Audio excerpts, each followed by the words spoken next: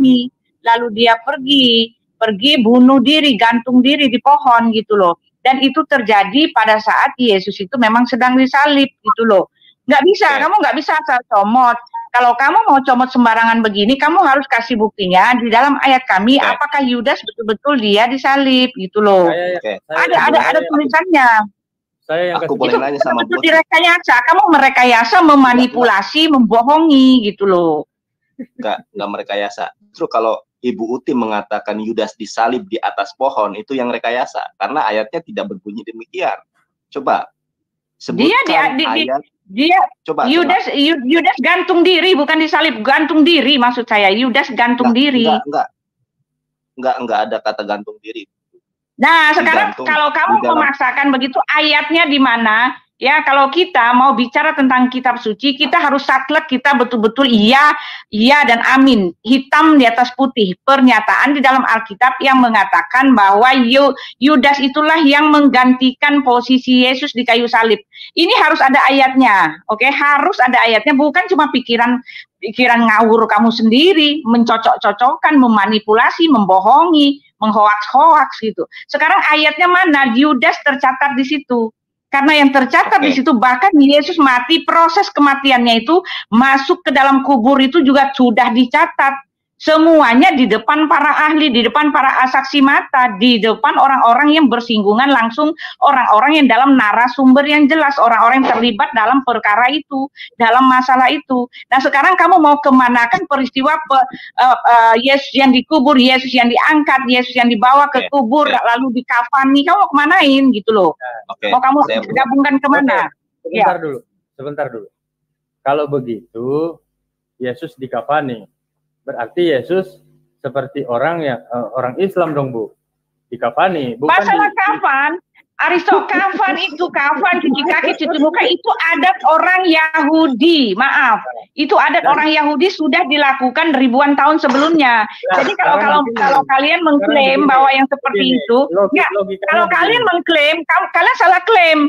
Karena itu sudah dilakukan sebelum Muhammad lahir, sebelum ada agama Islam. Jadi soal mengkafan itu nggak masuk akal gitu, nggak nyambung. Begini, Ibu kan ngomong Yesus dikafani.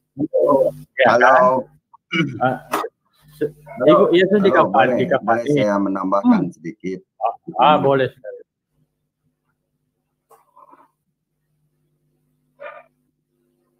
Halo, silakan Pak Aceh. Selamat malam. Selamat. Gambarnya tunjukkan Pak Aceh, gambarnya Pak Aceh nggak kelihatan. Iya Pak Aceh. Itu. Pak Aceh belum pernah dialog sama Aristo kan? Hidup ini belum. Terima kasih sekarang malam ini bisa bertemu dengan saya tadi merhatikan dari awal kita ini harus membuka kebenaran. Jangan mengada-ngada ya, yang tidak ada jangan diadakan, jangan dibuat-buat. Ya, jangan sampai Abdullah tidak ada di Al-Quran, sapikan oleh umat Islam. Yang kedua, tidak ada Muhammad bin Abdullah akan memberikan syafaat di Al-Quran, tidak ada ayatnya. Tapi diadakan, nah itu harusnya ditiadakan. Jadi tidak ada Muhammad bin Abdullah itu akan menjadi penyelamat. Ya. Dan jangan sampai diadakan lagi. Di Al-Qur'an tidak ada yang namanya dua kali bersyahadat. Jadi kebohongan ini tidak boleh dibesar-besarkan. Begini Pak Aceh. Sesuai konteks saja dulu, sesuai tema. Ya kan? Tema Pak Aceh. Kalau sekiranya Pak Aceh tidak punya kemampuan membahas ini, nggak usah dulu bergeser kemana-mana gitu loh. Tentang penyaliban Yudas Iskariot, silahkan jelaskan. Gitu. Dari perspektif Bapak dan dari perspektif Al-Quran.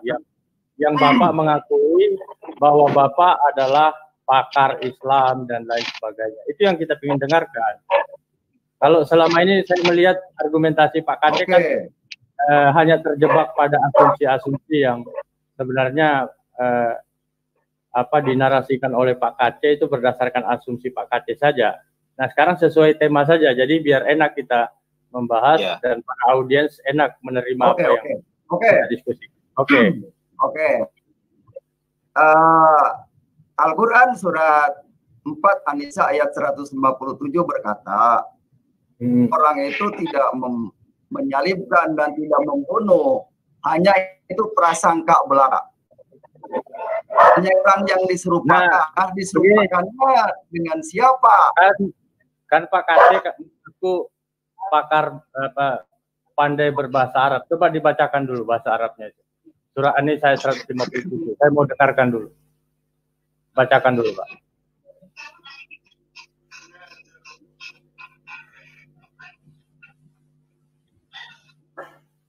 Baik, saya bacakan ya. Nah, siap. Bentar, saya bacakan. Belum ketemu ayatnya. Saya pakai avatar, Pak ya, karena saya sambil merokok, nggak enak sama para audiens. Oke, merokok saya.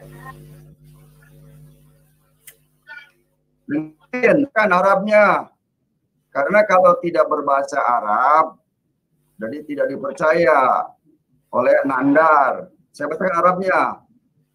Wa qaulihim inna qatalna masiha Isa ibnu Maryam Rasulullah wa ma qataluhu wa ma salabuhu walakin subiha lahum wa innal ladzina ikhtalafu fihi lafi shakkin minhu fahum bihi ilmin illa tilal dhanni wa ma qataluhu sabina. Artinya, dan karena ucapan mereka, sesungguhnya kami telah membunuh Al-Masih Isa putra Maryam, Rasulullah, padahal mereka tidak membunuhnya dan tidak pula menyalibnya. Tetapi yang mereka bunuh ialah orang yang diserupakan dengan Isa bagi mereka. Sesungguhnya orang-orang yang berselisih paham tentang pembunuhan Isa benar-benar dalam keraguan-raguan tentang yang dibunuh itu. Mereka tidak mempunyai keyakinan tentang siapa itu, kecuali mengikuti prasangka belaka. Mereka tidak pula yakin bahwa yang mereka bunuh itu adalah Isa. Karena yang menulis Al-Quran itu bagaimana bisa yakin? 500 tahun setelah Yesus meninggal, baru ada Al-Quran. Jadi Al-Quran ini jelas tidak menyatakan yang diserupakan itu siapa. Di sini tidak ada penjelasan berikutnya. Kecuali ayat berikutnya dijelaskan bahwa diserupakan itu adalah Yesus Yudas. Nah, itu baru penggantinya Yudas seperti itu. Tapi ini tidak ada diserupakan dengan siapa. Nah, ini yang membuat bingung orang dan ini hasil prasangka belaka aja. Iya. Begitu. Iya, jangan bingung-bingung. Coba saya screen dulu. Saya screen dulu sebentar. Dibesarkan. Coba ayatnya buka. Dibesarkan. Jadi jangan sampai Nandar ini diserupakan gitu. Iya. Coba dibesarkan dulu ya. Maksudnya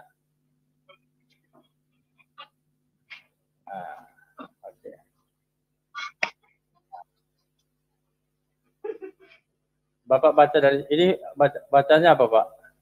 Dari sini. Apa? Jadi harus bacanya begini. Pak Kacek, bentar dulu. Ini Pak Kacek. Pak Kacek. Nah,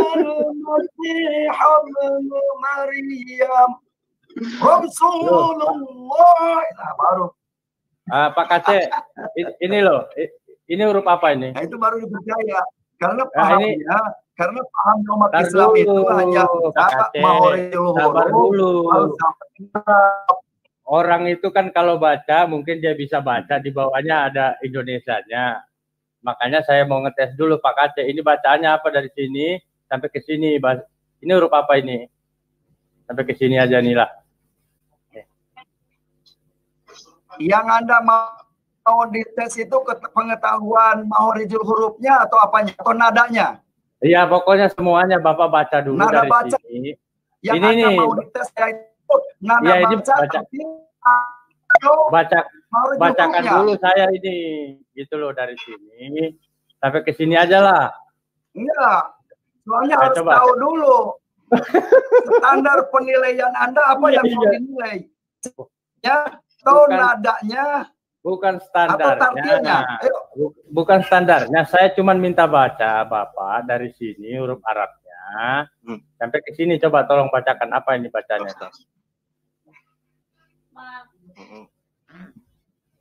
Tadi kan sudah saya bacakan. Iya, yang saya minta ini saja yang Bapak baca. Kan cuma ketawa. Sebenarnya yang ada yang Anda butuhkan itu apanya? Bapak nggak bisa itu hurufnya atau nada bacanya, bayati. Enggak, dengerin dulu. Yang Anda nilai itu apanya? Nada bacanya seperti bayati, Jawawi Jawa, terus Jaharkah atau apanya yang Anda nilai? Iya, pokoknya soal nilai atau tidak itu nanti saya cuma minta Bapak. Saya minta Bapak bacakan dari sini sampai ke sini. Anda menilai saya itu dari sisi mananya? Dari Anda menilai baca Quran dari sisi mananya? Saya tadi itu salah semua bacanya, makanya saya minta Bapak baca dari sini ke sini. Harkatnya apanya pun nggak ada yang kena. Benernya seperti apa? Makanya Bapak baca dulu ini dari sini. Anda tahu nggak harkat itu apa? Ada. Nah, berarti kalau harkatnya Anda menilai dari harkat, berarti dari mahorijul huruf nilainya Anda. Apa maksud tujuannya? Bagaimana Bapak? Ini bacakan dulu dari Anda sini. Mau menilai dari apa? Dari cara baca? Hah? Bisa dibaca nggak dari sini sampai ke sini? Dari sini. Jadi Anda paham nggak? Nggak, gini aja, Pak Kaceh bisa membacanya atau tidak? Kalau bisa nanti kita lanjutkan. Ini saya ada Quran. Dengerin. Di sini saya ada Quran. Saya nggak Cuma Anda mau saya ini dari sisi apanya? Iya. Dari tartib baca Qurannya, mahorijul hurufnya, atau dari nada baca? Ya, ini dibaca dulu. Silakan. Dulu. Ya, ini dibaca dulu makanya. Yang akan dipilih. Ya, ini dibaca dulu. Ini dibaca dulu nih. Dari sini. Kapan tadi kan?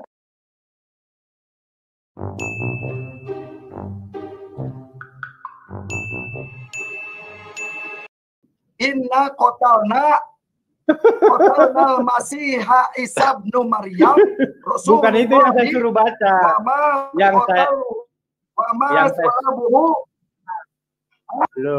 Yang saya suruh baca bukan itu. Ini yang saya suruh baca ini. Huruf ini dari sini sampai ke sini aja. Tolong dibacakan saya ini.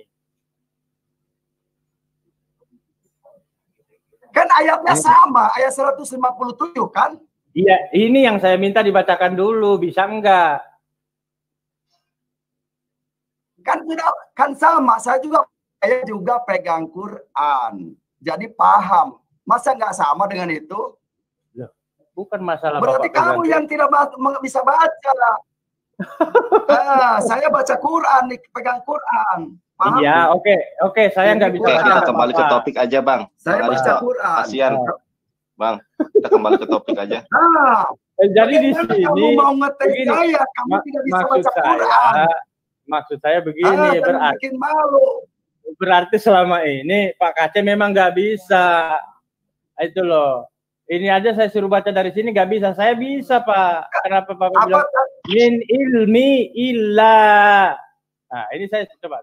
Coba kamu baca yang benar. Coba kamu baca yang benar. Loh, Bapak bagaimana? Coba kamu baca yang Bapak baca dulu. Kamu gitu. yang benar, menurut kamu dulu gitu loh. Bagaimana cara baca? Coba.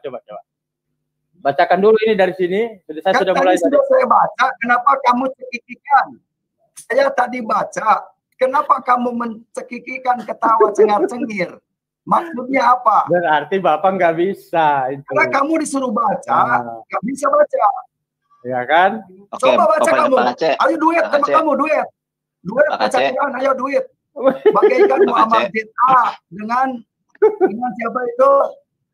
Ayo baca duet dengan saya. Jadi suruh baca ayo, ceritanya mau duet. Kapan tadi saya udah baca? Apa kamu nggak dengar? Apanya?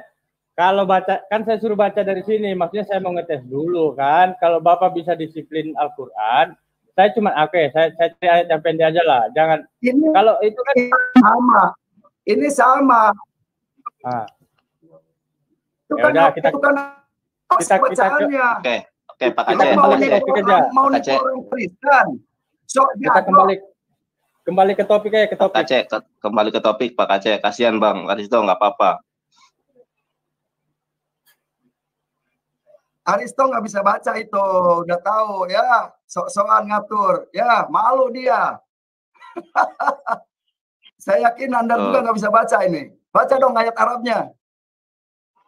Atau baca Arabnya, yang benar menurut Anda apa? Saya bisa menilai Anda dari harkah, bayati, atau sobah. Saya bisa tahu cara baca Anda. Gini aja, Bang Aristo kemana ya tadi? Nandar, Bang Aristo masuk lagi Bang. Sorry kepencet. Bukan, Pak Aceh gini. Oke. Pak Aceh, komparasikan aja gini loh. Ya. Tadi kan Pak Aceh kan sudah baca, itu menurut Pak Aceh. Coba Aristo membaca gitu loh. Jadi biar tahu kita perbandingannya gitu loh. Mana yang tepat cara membacanya itu, Pak Aceh atau Aristo gitu loh. Iya. Jangan ketawa-ketawa tapi giliran disuruh baca nggak bisa gitu loh. Nah, biar tahu yang mana yang benar cara pelafalannya itu bagaimana. Apakah Aristo atau Pak Aceh gitu loh. Iya. Makanya saya tahu dari Pak Mahorejil Huruf, nada baca, jiharkah, bayati, atau soba, silakan. Oke, Pak Aceh, mohon maaf tadi Bang Aristo ke kick sama saya. Dipanggil lagi. Anda. Itu mah teori nggak usah begitu. Pokoknya saya ngetes itu standarnya apa yang dites oleh apakah nada baca jihad. Begini Pak Aceh. Silakan. Ntar dulu, jangan ngomong terus. Gimana nih ngomong terus? Jadi nggak usah dipaksa. Artinya di situ membuktikan bahwa Pak Aceh memang nggak bisa baca. Itu satu. Sekarang kita kembali ke topik saja. Enggak gini Aristo. Dari yang bisa baca Anda dari mana kan sudah saya bacakan. Ya, Pak Aceh tunggu dulu. Gini Aristo. Kamu menilainya dari sisi mananya? Santai dulu Pak Aceh. Enggak gini Aristo gini. Tadi kan Pak Aceh kan sudah tadi kan Pak Aceh kan sudah baca nih. Nah, coba Aristo membacanya gitu, versi Aristo. Mana yang benar pelafalannya gitu loh. Biar ada komparasinya gitu loh. Apa yang mau dibaca? Yang tadi, ayat tadi. Yang dibacakan oleh Pak Aceh. Coba Aristo yang bacanya coba. Ayat baca. Itu. Ayat 157 Anissa. Coba baca. Iya, coba Aristo baca. Iya. Gitu loh. Apakah Pak Aceh yang salah pelafalannya atau bagaimana gitu? Atau Aristo yang benar pelafalannya? Coba baca. Oke. Pak Aceh itu nggak bisa baca, nggak usah dites saya. Kitab saya masa saya nggak bisa baca? Loh, ya biar kami bisa dengar loh. Benar pelafalan gitu. Iya. Wah, betul. Aristo kamu juga harus baca, lalu Pak Aceh baca. Nggak usah baca Al-Quran, udah bisa kok. Wa qaulihim inna qatalnal masiha tabman Allahi taluhu wa ma salabu walakin subiha lahum wa innal ladzina ikhtalafu fihi la fi sakim minhu ma lahum bihi min ilmin illa tiba'al tuhtani wa ma hancur Pak Aceh. Udah, jangan dipaksa. Udah ya. Hancur-hancurnya di mana? Ayo. Silakan kamu yang baca sekarang. Kasih ralat Pak Aceh. Ayo. Udah hancur bacanya hancur. Hancurnya di mana? Kamu harus tunjukkan yang benar. Jangan bilang hancur tapi kamu tidak bisa baca. Nah, coba ditunjukkan aja. Halo. Silakan baca, silakan. Pak Aceh. Salahnya di mana? Ini saya kasih nih ya.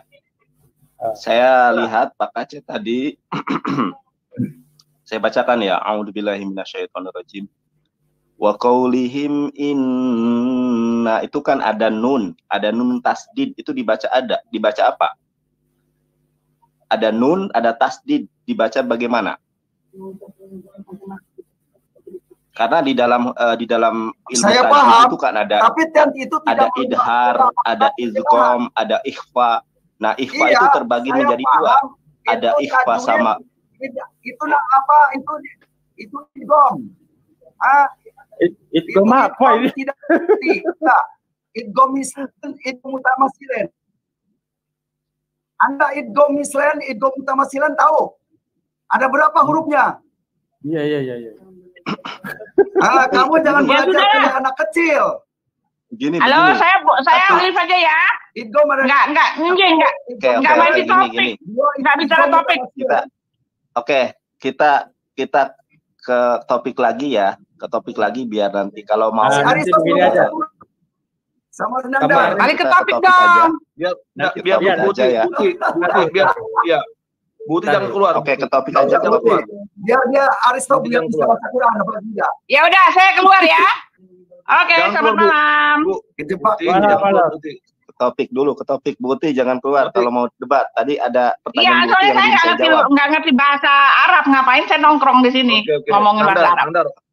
Nandar. Oke ya. Balik ke topik aja. Tentang Yudas Iskariot. Balik ke topik. Jadi begini Buti, ya. Tadi saya menyampaikan sebagaimana Quran surat An-Nisa ayat ke beberapa ayat ke 157. Wa qaulihim inna qatalnal masyiha Isa bin Maryam Rasulullah. Wa ma qataluhu wa ma salabuhu walakin subbihalahum, ya. Dan perkataan mereka yaitu orang-orang Romawi dan orang-orang Yahudi, sesungguhnya kami telah membunuh Isa al-Masih putra Maryam Rasulullah. Wa ma qataluhu wa ma salabuhu. Tidak ada Romawi Yahudi di situ, Nanda. Jangan bohongin orang Kristen. Sebentar dulu, dengarkan saya dulu. Dengarkan saya dulu, Pak Aceh. Dengarkan saya dulu, biar nanti. Biarkan orang. Diam dulu, Pak Aceh. Pak Aceh diam dulu. Ya, biar orang menjelaskan. Diam dulu, nanti saya izinkan bicara, ya. Nanti saya izinkan bicara, Pak Aceh. Kita harus sportif ya. Wama qataluhu wama solabuhu. Mereka tidak membunuhnya. Wama solabuhu walakin subbiha lahum. Ya. Akan tetapi orang yang mereka salib, orang yang mereka bunuh ini adalah orang yang diserupakan. Dan saya dan Bang Aristo ya memiliki konsensus kesepakatan bahwa yang disalib itu Yudas. Berdasarkan apa? Berdasarkan Kisah Para Rasul 1 ayat ke-18 dan Matius 27 ayat ke-5, di mana ada kematian Yudas yang kontradiktif. Di dalam Kisah Para Rasul 1 ayat ke-2 ayat Kisah Para Rasul 1 ayat ke-18, Yudas itu mati ya. Dia itu matinya mungkin tersandung batu, jatuh, lalu ususnya terburai. Saya nggak ngerti. Orang jatuh tersandung batu kok bisa ususnya terburai. Nah, sedangkan di dalam Matius 27 ayat ke-5, si Yudas ini mati digantung, ya disalib, karena waktu dulu membunuh atau bunuh diri dengan digantung itu belum familiar. Ya, digantung di sini maksudnya adalah digantung di tiang salib, begitu. Dari Kisah Matius 27 ayat ke-5 dan Kisah Para Rasul 1 ayat ke-5, di sini mengidentifikasi kebenaran Al-Quran bahwa Nabi Isa alaihissalam tidak disalib, tidak dibunuh. Yang disalib dan yang dibunuh adalah Yudas. Kisah Para Rasul 1 ayat ke-18 kontradiktif dengan Matius 27 ayat ke-5 secara teks ayat, ya. Nah, saya memiliki interpretasi yang interpretasi ini saya rasa sangat mendekati 99% kebenaran bahwa yang disalib, yang dibunuh itu Yudas. Kenapa? Karena ketika peristiwa penyaliban kita mengetahui bahwa Yesus menurut Alkitab itu kan ditombak perutnya oleh tentara Romawi. Nah, kalau kita perhatikan tombak itu ujungnya seperti panah yang huruf V gini kan. Nah, ketika ditarik tombak itu, maka si usus itu ketarik juga, krek. Nah, inilah mengapa Yudas ususnya terburai, karena ketika disalib dia ditombak oleh tentara Romawi sehingga ususnya itu terburai. Jadi bukan karena jatuh tersandung batu, akan tetapi karena ditombak oleh pasukan Romawi. Ya, inilah udah saya ngerti, boleh nggak? Boleh saya jawab nggak? Yudas Iskariot sebagai orang yang dibunuh. Saya boleh jawab nggak, ya Yonatan? Sebentar, saya boleh jawab nggak? Nggak, sebentar ya. Nih, tadi kamu sendiri mengatakan, Yonatan sendiri kamu. Sebentar, Yonatan sendiri kamu tadi mengatakan, saya berasumsi, saya memperkirakan, saya memprediksi berdasarkan ayat-ayat. Jadi kamu merasa bahwa diri kamu itu adalah Tuhan yang berhak menentukan sejarah hidup manusia. Kamu sendiri tadi mengatakan, saya berasumsi dengan ayat-ayat seperti ini gitu loh. Jadi itu kan pikiranmu sendiri, asumsimu sendiri, nalarmu sendiri. Tetapi Alkitab tidak mengatakan seperti itu. Dengar dulu, ya, karena di dalam kitabmu sendiri mengatakan bahwa Isa itu mati. Kalau kamu mengatakan Isa itu tidak mati, diserupakan matinya di mana? Ayatnya di mana menunjukkan Isa itu mati? Di dalam Maryam ya, QS Maryam 19 Maryam 33 ya, kalau nggak salah ayatnya gini. Dan kesejahteraan semoga dilimpahkan kepadaku pada hari aku dilahirkan, pada hari aku meninggal, dan pada hari aku dibangkitkan hidup kembali. Kamu mau kemanakan ayat itu kalau kamu mengatakan bahwa Yesus tidak mati dan digantikan oleh Yudas. Dan ketika kamu mengatakan itu oleh Yudas, tolong tunjukkan ayatnya. Jangan berasumsi sendiri, Ya, ayatnya di mana yang mengatakan digantikan oleh Yudas. Kalau kamu mengatakan itu Yudas tidak berdasarkan Al-Quran, ya kamu asumsi sendiri, kamu berhalusinasi dan kamu buat ajaran sendiri. Oke, bisa saya tambahin sama Bu Uti tadi mengutip dalam Al-Quran? Ya, boleh. Ya, saya akan tambahkan pernyataan Bu Uti tadi berdasarkan kitab Al-Quran yang menceritakan tentang kematian Al-Masih. Terdapat di surat Al-Maidah ayat 117, surat Al-Baqarah ayat 87. Surat 70 ayat yang ke-14. Itu sangat jelas ya. Bacakan satu. Bacakan satu ulama. Bentar. Saya keluar dulu sebentar. Oke, saya jawab ya, Buti ya. Buti. Ya. Begini. Tadi Start dulu Pak Aceh, satu-satu. Jadi biar satu-satu ya, Buti ya. Surat Al-Maidah ayat ke-28 ya. Iya. Al-Maidah ayat ke sebentar ya. Screen aja, screen. Aku nggak pakai laptop, Bang. Oke, aku pakai HP. Ya. Al-Maidah ayat berapa, Buti? 45 Maryam. QS Maryam 33 dan kesejahteraan. QS Maryam. Ayat 19 Maryam 33. Maryam 33. Surah Maryam, sabar Bu. Ayat 33. Iya. Saya screen. Nanti buka ayat sebelumnya ya, Bang. Ya, siap.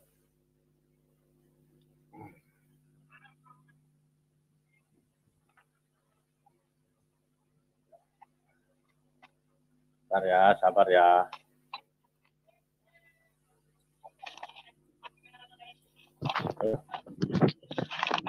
Iya. Penekanannya ada di surat Al-Baqarah ya, ayat yang ke-87. Saya pernah di situ terdapat antara Nabi Musa dengan siapa namanya? Nabi Musa dengan Isa yang ditekankan di sini adalah Al-Masih. Dibunuh di sini ya. Mic-nya dibenerin dulu. Ya, di-share aja di screen-nya. Nanti saya jawab itu.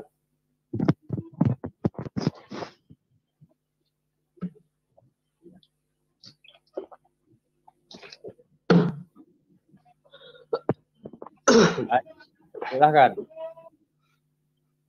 Surah Maryam ayat 33. Oke, saya jawab ya Buti ya. Ya, satu ayat dulu. Oke, saya jawab begini. Dari 32. Saya berikan waktu kepada saya sendiri ya, Buti, begini. Sebelum saya membacakan Al-Qur'annya, maka kita runut dulu dari Alkitab. Pendengar suara saya? Kok apa urusannya dengan Alkitab? Baca ini aja, Nandar. Masa dirunut dari Alkitab? Oke, maka saya jelaskan dulu. Sorry, Nandar. Aku nggak terima asumsi. Ya, baca aja. Aku nggak terima asumsimu. Dengarkan saya. Udah, dengarkan dulu, Buti. Dengarkan dulu. Berikan saya waktu. Nanti Buti juga diberikan waktu untuk berbicara.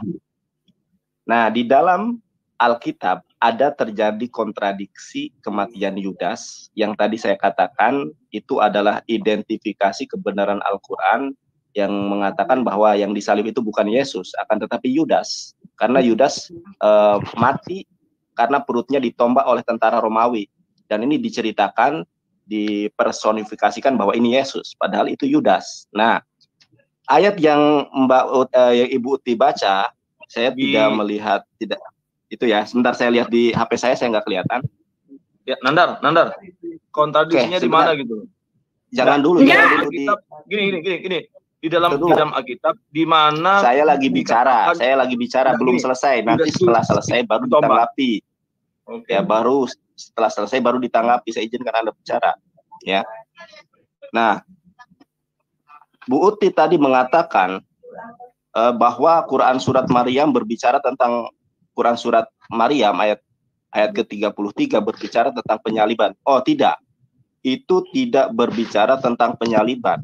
Nah, saya buktikan, Bang Aristo dibuka ayat yang ke-13-nya. Ayat yang ke-13 Bang Aristo digeser ke atas, ayat ke-13 ya.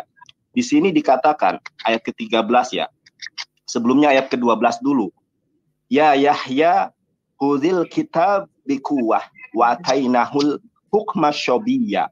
Wahai Yahya, ambillah ya, pelajarilah kitab Taurat itu dengan sungguh-sungguh dan kami berikan hikmah kepada Yahya selagi dia masih kanak-kanak. Wahananam milladunna wazakah wakana taqiyya, dan kami jadikan rasa kasih sayang kepada sesama. Begitu, Nandar. Aduh, hancur. Dengarkan dulu. Dengarkan saya dulu. Sabar dulu. Jangan ini. Sabar dulu Pak Kace. Kalau Bapak protes, nanti Bapak gantian saya suruh baca nanti. Iya, bentar dulu. Jangan balas dendam karena tadi nggak bisa baca terus ngomong ke saya nggak bisa baca. Ya. Sampai mana tadi? Wahanana milladunna wazakah. Ya. Wakana taqiyya. Wazakata wakana taqiyya. Ya, sebentar dulu. Dan kami jadikan rasa kasih sayang kepada sesama dari kami dan bersih dari dosa, ya. Dan dia seorang yang bertakwa. Wabarom biwalidayhi walam yakun jabaron asyiya, dan sangat berbakti kepada kedua orang tuanya. Dan dia bukan orang yang sombong, bukan pula orang yang durhaka. Sebentar. Nah, di ayat yang ke-15-nya wasalamun alaihi yauma yulida wa yauma yamutu wa yauma yub'atsu hayya, dan kesejahteraan bagi dirinya pada hari lahirnya, pada hari wafatnya, dan pada hari dia dibangkitkan hidup kembali. Ini ayat berbicara ya dengan redaksi yang sama terhadap dua nabi yang berbeda. Yang Quran surat Maryam ayat ke-33 berbicara tentang Yeshua HaMasyiah. Kemudian Quran surat Maryam ayat yang ke-15 berbicara tentang Yahya. Redaksi ayat hampir sama. Sama ya. Wassalamun alaihi yauma yulida wa yauma yamutu wa yauma yub'atsu hayya. Dan kesejahteraan bagi dirinya pada hari lahirnya, pada hari wafatnya, dan pada hari dibangkitkan. Saya mau bertanya, kalau ayat ke-33 Quran surat Maryam dicocok logikan dengan Yeshua HaMasyiah, lalu bagaimana dengan Quran surat Maryam ayat ke-15 dengan redaksi yang sama? terhadap dua nabi yang berbeda. Maryam ayat berapa? Surat Maryam berapa? Ayat 15. Saya jawab. Ayat 15. Saya jawab ya. Saya jawab ya. Jawab Pak Kate. Saya jawab ya. Sebentar. Nandar ya. Saya jawab ya.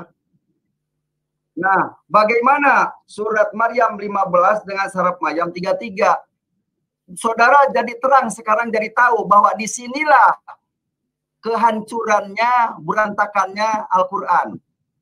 Mempunyai dua orang tujuannya tapi dengan cerita yang sama. Tapi tidak ada kelanjutannya.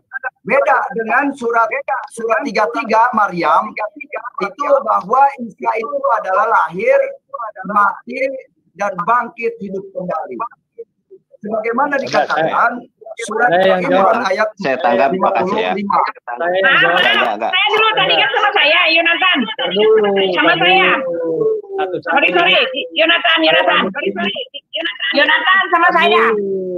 Yonatan maaf. Yonatan saya dulu ya. Ibu saya ini. Enggak, ini saya jawab sebentar aja. Gini, tadi Yonatan bilang Yahya ini merujuk kepada Yahya bangkit dan hidup kembali. Kalau ada dua bangkit dan hidup kembali, saya nih mau tanya, Yahya mana yang di dalam sejarah ada Yahya, ya, Yohanes Pembaptis hidup kembali? Coba tunjukkan ayatnya di dalam Quranmu.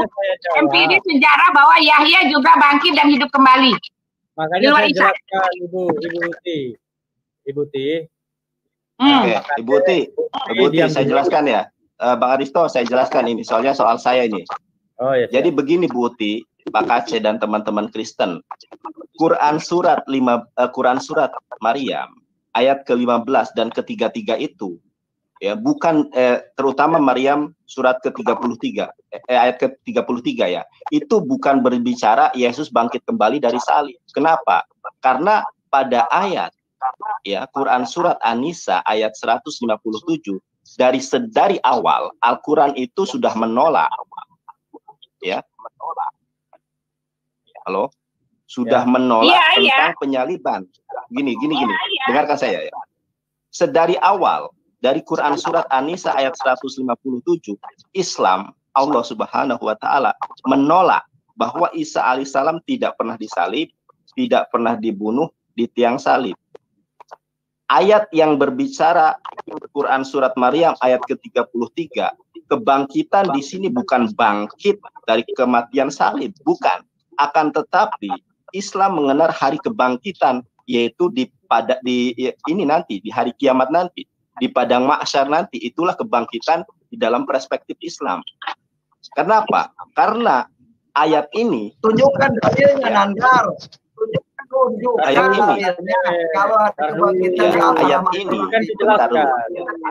Ayat ini wassalamun alaihi yauma yulida wa yauma yamut, dan kesejahteraan bagi Yahya pada hari lahirnya. Di ayat 15 ya, pada hari wafatnya. Kullu nafsin da'iqatul maut. Segala sesuatu pasti merasakan maut, merasakan kematian. Ya, dan udah boleh nggak? Saya ngomong. Hidup kembali. Nandar. Dengarkan saya dulu, Bu Uti. Ya. Di hari kebangkitan itu bukan Yesus mati dari bangkitnya, karena yang berbicara tentang ini ditujukan juga kepada ini ada feedback nih, suara nih. Siapa nih?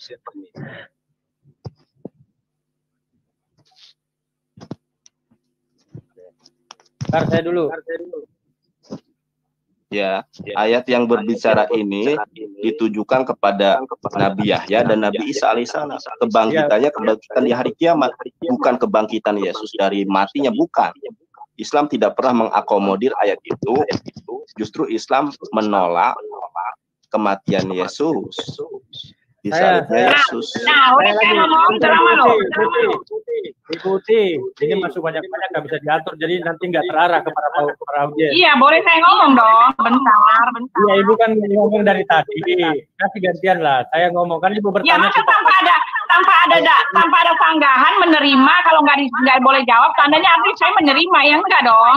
Kasih dong saya kesempatan untuk menyanggahnya. Ini kan nggak benar. Dengarkan dulu, saya jelaskan ayat ini. Saya jelaskan dulu ayat ini di samping Yonatan Nandar. Nah, diam dulu semuanya. Nah, jadi saya jelaskan. Sebenarnya kalau Ibu Uti mau menggunakan ayat ini untuk menguat Yesus Kristus sebagai Tuhan atau penyaliban, itu salah besar. Kenapa? Justru di ayat ini menjelaskan Nabi Isa alaihissalam tidak pernah mati. Mana di dalam ayat itu dijelaskan Isa alaihissalam wafat? Nah, sekarang saya boleh ngomong nggak? Nah, artinya di dalam ayat itu menjelaskan Nabi Isa alaihissalam. Ada surat Al-Imran 55 Bote. Kenapa? Justru di dalam surah Isa yang Isa wafat itu di surat 3 Al-Imran 55 Bote. Tar dulu ya, Pak Kace diam. Sekarang, tadi kan Pak Kace mengkritisi bacaan Al-Qurannya Yonatan Nandar. Sekarang ini tolong bacakan dulu.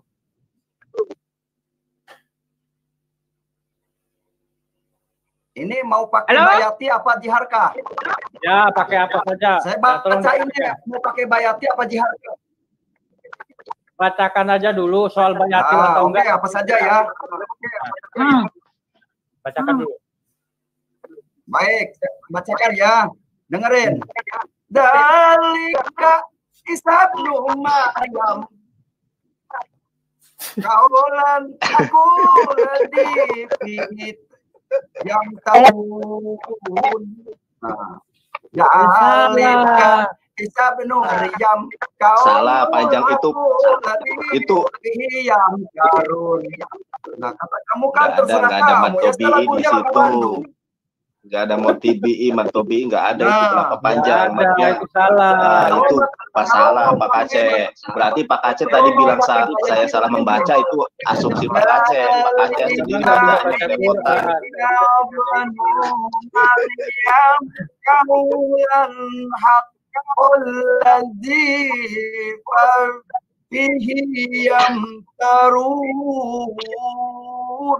Nah, itu bayati itu. Landai. Paham nggak? Yonatan. Ya. Lanjut. Nih, Ali Imran 55, boleh nggak? Aduh, ini bergeser ke tema ini.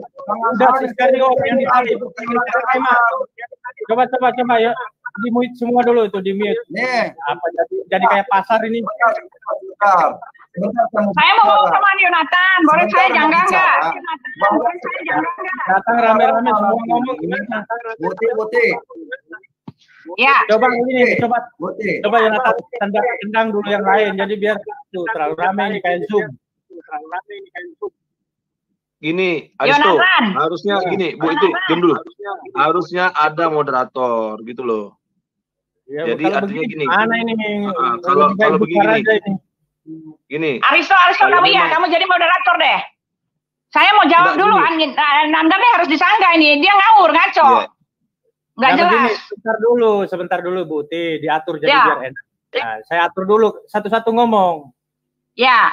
Nah, satu-satu ngomong. Aku aja jadi moderatornya. Ya, boleh.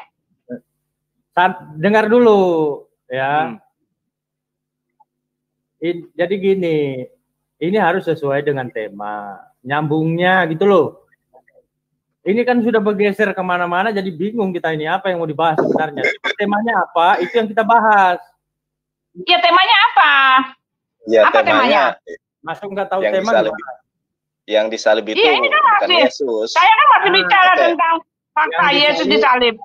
Yang disalib itu Yudas. Nah, sekarang gini.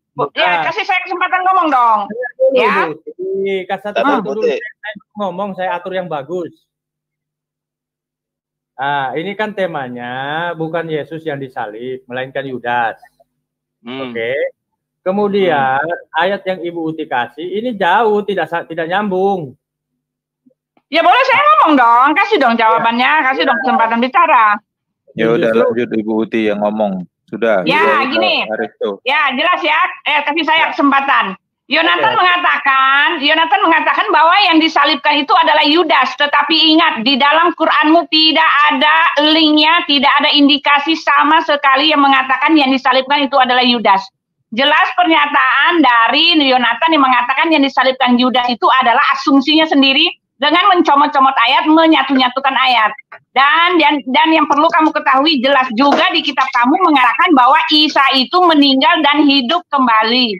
Jelas ketika kamu mengatakan bahwa hidup kembali itu artinya dihidupkan lagi secara rohnya. Oh tidak bicara seperti itu.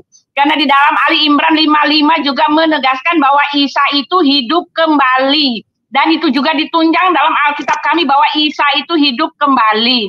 Dan juga Yonatan mengatakan bahwa kitab kamu menolak tentang kematian Yesus gitu loh disalib. Ya tentu saja. Memang itulah visi misi dari Muhammad untuk menyangkal satu-satunya Allah yang benar itu. Kan sudah dicatat juga di dalam kitab kami bahwa dialah antikristus itu yang memimpin kamu kepada penyangkalan kepada anak Allah itu. Nah sekarang gini aja satu aja. Yonatan, ketika kamu mengatakan bahwa itu adalah Yudas, cari ayatnya di dalam Quran kamu yang menyatakan bahwa itu adalah Yudas. Itu aja paling gampang, tunjukkan. Oke. Nandar diam dulu. Nah, kasih Pak Kade lagi ngomong. Nah. Ya, silakan. Iya. Yang lain. Begini, teman-teman, kita bagi waktu ya, sedikit-sedikit ya, 2 menit ya. Ya. Nah, disinilah malam inilah saudara teman kita di Kristen tahu bahwa kontradiksinya ayat-ayat Al-Qur'an. Ayat 157 An-Nisa mengatakan bahwa Isa tidak disalib. Tidak mati artinya, tidak mati ya. Tidak mati. Kemudian ayat 19 Maryam ayat 33, Yesus lahir, mati, dan bangkit. Terus ayat 55 Al-Imran, Isa Al-Masih diakhiri ajalma berarti dimatikan dan diangkat kepada Allah itu bersama pengikutnya, bukan pengikut Muhammad. Jadi tidak ada ayatnya bahwa pengikut Isa Al-Masih itu masuk neraka. Tidak ada ayatnya. Kalau pengikut Nabi Muhammad ada ayatnya mendatangi neraka. Surat 19 Maryam ayat 71. Nah itu. Stop. Bergeser udah. Ya, sekarang ya gampang. Gampang saja. Santai dulu Ibu Uti, nanti satu-satu. Nandarnya buktikan bahwa apakah ada yang namanya Judas di Al-Quran. Ya, itu dia. Good. Tunjukkan. Mana bisa ayat asal tomat ya, silakan. Ibu Uti, diam dulu orang ngomong. Ya. Diam dulu satu-satu. Jawab ya. Ya, jawab Nandar. Yuk, silakan. Nah, Quran surat Maryam ayat ke-33 tidak berbicara tentang kebangkitan Yesus disalib, bukan ya, karena kebangkitan di dalam Islam itu panjang-panjang. Tolong jawab dengarkan dulu. Ayatnya Yudas di mana? Yudas di mana? Yudas yang disalib. Dengarkan saya dulu. Diam dulu. Lainnya ditanya, lainnya dijawab. Ibu diam dulu makanya. Di dalam Quran surat Al-Baqarah. Di dalam Quran surat. Di dalam Quran. Ya bubar, enggak elegan diskusi begini. Ya, satu-satu ngomong, dengar dulu. Ya. Kan? Nah, di dalam Quran surat Al-Baqarah ayat 56, summa ba'asnakum mim ba'di mautikum la'allakum tashkurun. Setelah itu kami bangkitkan kamu sesudah kamu mati supaya kamu bersyukur. Jadi kebangkitan di dalam Islam bukan kebangkitan dari salib. Akan tetapi hari kebangkitan atau Yaumul Ba'ts di dalam Islam adalah nanti di hari kiamat. Oleh karenanya, ayat-ayat yang berbicara tentang kebangkitan bukan hanya tentang Yesua Hamasyah. Bahkan di dalam Quran surat Maryam ayat 15, Yahya pun demikian. Padahal Yahya tidak disalib ya. Ini kalau kita mengambil perspektif dari Islam. Nah, tadi Bu Uti menjawab, di mana Yudas di dalam Al-Quran. Nah, di dalam Quran surat An-Nisa ayat ke-157 ya, Al-Quran memberikan suatu gambaran kepada kita bahwa Yesua Hamasyah tidak disalib. Wa ma qataluhu wa ma solabuhu walakin subbihalahum. Orang yang disalib, orang yang dibunuh itu adalah orang yang diserupakan. Dan Alkitab mengkonfirmasi bahwa yang dibunuh dan yang tidak, disalib itu adalah Yudas. Kita tidak mengkonfirmasikan Yudas, itu asumsimu sendiri. Aku cuma mau minta mana jawaban Yudas Yudas yang disalib. Kalau kamu mengatakan Yudas disalib di dalam kitabmu, itu tandanya kamu hanya membuat ajaran sendiri. Sekarang mana kitab Yudas yang ajaran ayat yang mengatakan Yudas disalib? Lalu ketika kamu mengatakan itu berdasarkan dari Alkitab, oh maaf, kamu menyelewengkan ayatnya yang begitu banyak. Maaf, saya minta satu ya, mana ayatnya di dalam kitabmu yang menyatakan Yudas disalib? Mana? Silakan. Coba di-mute dulu, itu putih. Ini di-mute dulu lah. Arius tuh jangan ngomong dulu, biarin Nandar yang jawab. Iya, makanya saya pertiga. Kalau Nandar lagi dulu, biarin Nandar dulu yang jawab. Itu kan Ibu Uti sudah itu. Ayo jawab Nandar. Iya. Nandar ngomong, Ibu Uti ngomong, gimana kita dengarnya? Makanya soal benar tidaknya Nandar jawab, nanti dulu, biarkan dulu gitu kan. Jadi enak didengarnya. Ya, silakan. Iya. Kalau ada teman-teman yang bertanya, siapa nama yang disalib, memang Al-Quran. Ini saya menegaskan ya, Al-Quran tidak menyebut secara itu dia. Oke, itu dia jawabannya. Belum selesai. Udah selesai. Udah Mas Nandar ya. Bapak lagi yang pro kontra, yang lain diam. Nah. Bukan, pernyataan Nandar sudah selesai, final. Oke, itu dia jawabannya. Itu saja. Jadi begini, saudara, jangan sampai asumsi yang tidak ada diada-adakan. Yang tidak ada ayatnya kemudian dibikin-bikin sebenar.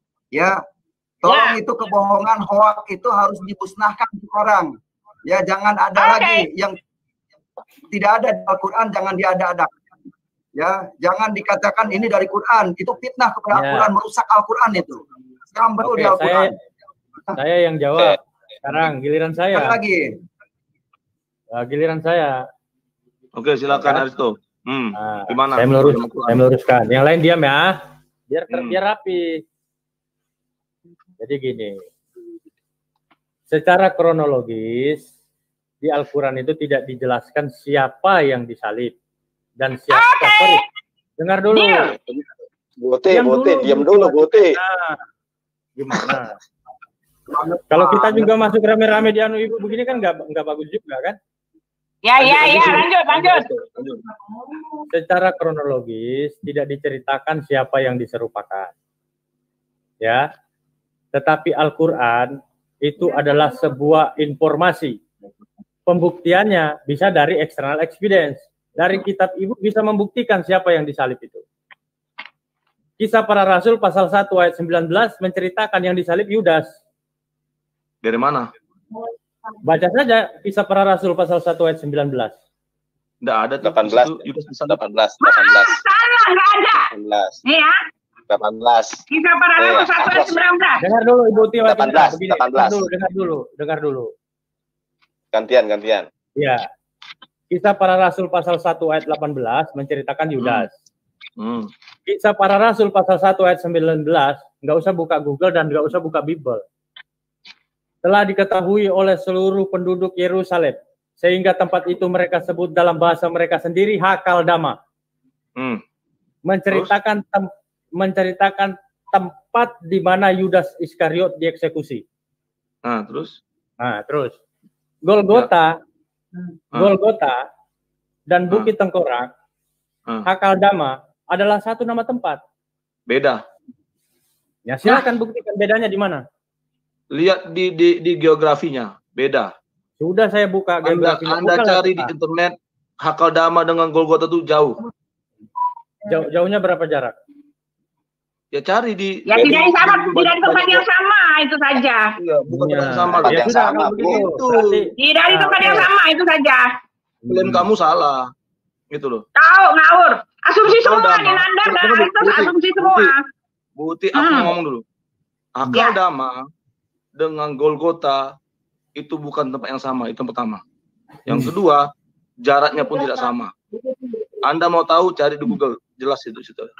Saya sudah yang duluan. Ketiga, Saya yang ketiga, membuka. Yang ketiga, saya mau katakan, Di Kisah Para Rasul ayat yang ke-18 tidak ada di situ dikatakan Yudas itu disalibkan, gitu loh. Betul. Kalau ada mana buktinya? Yudas itu disalibkan. Ada di situ perkataan disalibkan. Yudas disalibkan, maka dia jatuh ke tanah, maka perutnya terbelah. Ada perkataan disalibkan? Oke, aku jawab ya. Nandar? Aku jawab ya, Bang. Jawab ya. Justru, sorry, Nandar, jawab. Nandar dengan Aristo, di Al-Qur'anmu sudah terbukti tidak ada Judas. Iya. Dan Anda sudah memaksakan itu. Ada Judas. Nah, yang kedua, Anda berdua memaksakan di Alkitab bahwa Judas yang disalibkan dan dibunuh dan terbujur. Aku jawab ya. Jadi Anda berdua itu hanya asumsi. Anda berdua itu hanya memaksakan kehendak dan kemauan berdua itu titik. Jadi final Anda itu berdua hanya memblow up dan menganggap semua benar. Diam dulu Anda. Anda itu berdua hanya memblow up dan rata-rata Islam dan Muslim itu hanya memblow up apa yang keinginan kalian. Dari mana Anda itu mendapatkan itu? Dan tidak ada terbukti baik itu di Al-Quran maupun Alkitab. Betul. Anda berdua memaksakan kehendak kalian gitu. Jadi jawab itu aja. Aku jawab ya. Jawablah. Justru Alkitab mengkonfirmasi bahwa yang disalib dan yang dibunuh itu adalah Yudas. Tunggu, jangan ngomong dulu. Di dalam Kisah Para Rasul 1 ayat ke-18, Yudas mati, ya, teridentifikasi tersandung batu, kemudian dia jatuh dan ususnya terburai. Nah, bukan tersandung batu di mana? Di mana ada tersandung batu loh. Jangan nambah-nambahin loh. Oke. Di situ terjatuh. Tidak ada. Oke, menambahin. Bentar dulu.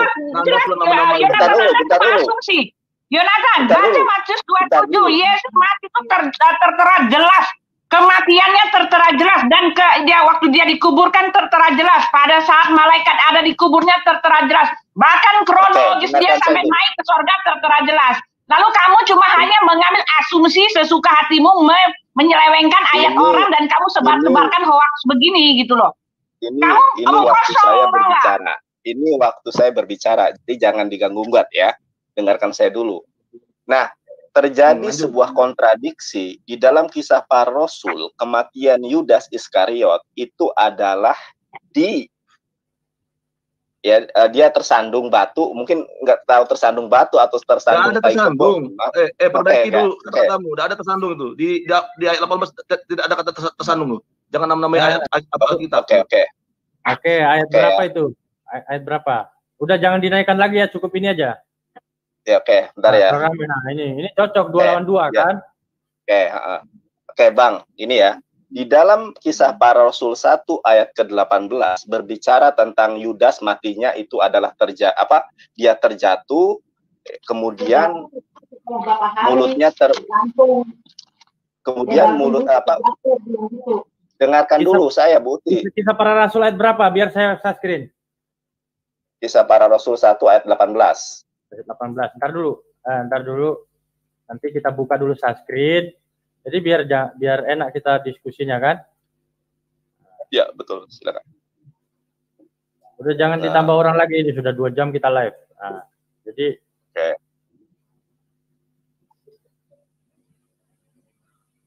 dibesarkan aja layarnya terus. Ya itu. Ini sudah kelihatan ya? Ya. Aku nggak bisa lihat ini di HP, Bang. Tolong bacakan, Bang.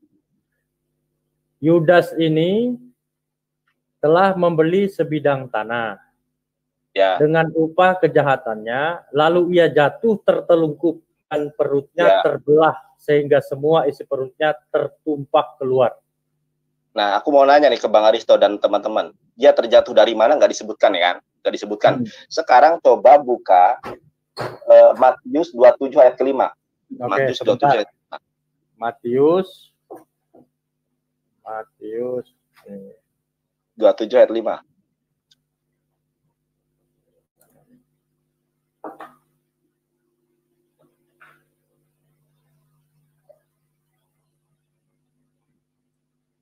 Ya. Bentar ya, 27. 27 ayat 5. Oke. Ya. Baca Bang, baca. Maka ia pun melemparkan uang perak itu ke dalam bait suci, lalu pergi dari situ dan menggantung diri. Oke, nah dari kisah ini ada dua kisah yang kontradiktif. Di dalam Kisah Para Rasul 1, ayat ke-18 diceritakan bahwa Yudas mati terjatuh. Jadi kalau saya mengatakan tersandung batu, ya kalau jatuh ya bisa tersandung batu atau bagaimana kan. Nah, khususnya terburai. Sedangkan di dalam Matius, Yudas itu mati digantung. Nah, digantungnya di mana? Tadi Bu Uti mengatakan digantung di pohon. Wah, ini asumsi. Yang benar adalah Yudas digantung di tiang salib. Dan dia kenapa? Nah, ini penjelasannya. Di dalam satu Kisah Para Rasul 1 ayat 18, kenapa perut Yudas terurai khususnya? Karena di dalam penyaliban itu, sebagaimana diceritakan bahwa orang Romawi, tentara Romawi kan itu menompak Yudas, yang mereka katakan Yesus, padahal itu yang ditombak adalah Yudas. Ketika tombak itu ditarik, maka usus Yudas terbawa, terburai. Itulah kenapa terjadi kontradiktif, karena penulis Alkitab ini ingin mengaburkan kisah penyaliban Yudas, yang mereka sangka itu Yesus, padahal Yudas yang disalib, Yudas yang terburai ususnya, dan Yudas yang ditombak. Jadi Kisah Para Rasul tersebut ya sebenarnya menjelaskan Matius 27 ayat 5 tentang kematian Yudas yang ususnya terburai karena ditombak oleh pasukan Romawi. Nah, inilah yang menjadi ya interpretasi dan menjadi identifikasi kebenaran dari Al-Quran menyatakan bahwa Yesus tidak disalib. Yang disalib adalah orang yang diserupakan, dan Alkitab mengkonfirmasi orang yang diserupakan tersebut adalah Yudas. Dari mana terkonfirmasi? Dari kematiannya yang kontradiktif, begitu. Nah, sekarang boleh saya bicara? Boleh ya? Tadi kamu ada 3 menit, saya juga butuh waktu 3 menit ya. Jadi adil, saya lihat tuh 3 menit ya. Nah gini, Yonatan, kamu bicara dengan jelas-jelas, kamu bicara, tanpa kamu sadari, kamu menggambarkan kepada saya memang betul Yudas mati disalib. Di dalam Matius 27, mati itu ya, mati gantung diri ya. Maka ia melemparkan uang perak itu ke dalam bait suci, lalu pergi dari situ dan menggantung diri. Nah jelas, menggantung diri. Lalu kamu mengambil ayatnya di dalam Kisah Para Rasul tadi. Ya, Kisah Para Rasul tadi mengatakan bahwa Yudas itu ya, mana tadi Kisah Para Rasul, sebentar ini tadi ya. Yudas ini telah membeli sebidang tanah dengan upah kejahatannya, lalu ia jatuh tertelungkup. Dia gantung diri lalu dia jatuh tertelungkup. Itu jelas. Apa urusannya kamu mengatakan bahwa itu dialah yang disalib? Ketika kamu mengatakan bahwa Yudas itu yang disalib, kamu harus tunjukkan perjalanannya sampai dia nongkrong di kayu salib, oke? Sampai dia nongkrong di kayu salib, dan kenapa dia berteriak Eli Eli lama sabachthani? Lalu kenapa dia mengatakan ya Bapa ampunilah mereka sebab mereka tidak tahu apa yang mereka perbuat? Lalu kamu harus menggabung-gabungkan peristiwa kematian Yesus, yaitu di dalam Matius 27 dengan jelas kamu mau kemanakan gitu loh.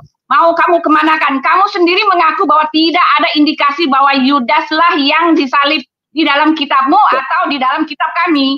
Nah, dengan demikian clear bahwa kamu hanya berasumsi, berhalusinasi, berhoaksinasi gitu loh. Pembohong, penipu, dan pemanipulasi. Ini ayat Alkitab orang loh, ayat suci orang yang kamu manipulasi sesuka hatimu gitu loh ya. Jelas, kamu hanya memanipulasi. Saya minta dengan jelas kepada kamu mana ayatnya di dalam kitabmu yang mengatakan Yudas itu yang disalib, ya. Dan kalaupun kamu bersikeras mengatakan bahwa Yudas yang disalib, yang disalib itu adalah yang diserupakan, saya mau tanya kepada kamu, Tuhan yang mana yang memanipulasi, yang namanya menyerupakan itu kan memanipulasi, ya, pembohongan publik. Apakah kamu mengakui Tuhanmu melakukan pembohongan publik? Oke? Itu aja. Oke. Gantian saya ngomong dulu. Oh, gantian ya? Oke, Ya, giliran silakan. saya. Ya. Giliran saya. Baik. Jadi begini, hoak pembohongan itu yang tidak tercatat di kitab suci itu hoak dan pembohongan. Salah satu contohnya, karena mereka keturunan pembohong, umat Islam ini kita kan kitab kuning seperti ini nih. Nah, kitab karangan Syekh Nawawi Al-Bantani ini perlu diketahui, mengatakan bahwa Muhammad bin Abdullah akan memberikan syafaat di hari kiamat, ternyata tidak tertulis di Al-Quran. Nah, itu hoak. Temanya bukan itu, Pak Kaceh. Temanya bukan itu. Ini berbohong. Temanya bukan itu. Ini didengarkan orang banyak. Ini bohong tidak boleh dibiarkan. Temanya tidak boleh dibiarkan. Jadi supaya orang tahu mana yang bohong, mana yang tidak. Gitu ya. Katanya berpedoman ke Quran, ditanya Quran tapi tidak paham. Ini yang dilakukan sholat 5 waktu itu dari kitab kuning, ya, dan tidak ada ayatnya Muhammad di Al-Quran. Yang ada di kitab kuning ini, saya bisa buktikan Muhammad bin Abdullah itu karangan di sini. Jadi cerita Muhammad itu sebenarnya cerita karangan orang Arab, kini oleh orang Indonesia, sehingga ini menimbulkan keselihan percekcokan. Begitu. Jadi kalau ini dibiarkan, kebohongan dibiarkan, itu akan terus merajalela seolah-olah benar, begitu. Iya, betul. Ini harus dihentikan. Jadi gini nih. Supaya tidak. Oke, aku jawab ya. Nah, yang ingin saya sampaikan, orang Indonesia ini harus sadar bahwa bahasa Indonesia itu bukan bahasa Arab. Jadi jangan diarabkan sampai tidak mengerti, seperti Aristo tadi. Lu baca dia tidak mengerti. Cuma ketika saya baca dibilang hancur apanya? Kan begitu. Jangan merusak ente. Anda sendiri yang nggak bisa baca, kemudian orang lain baca dibilang hancur.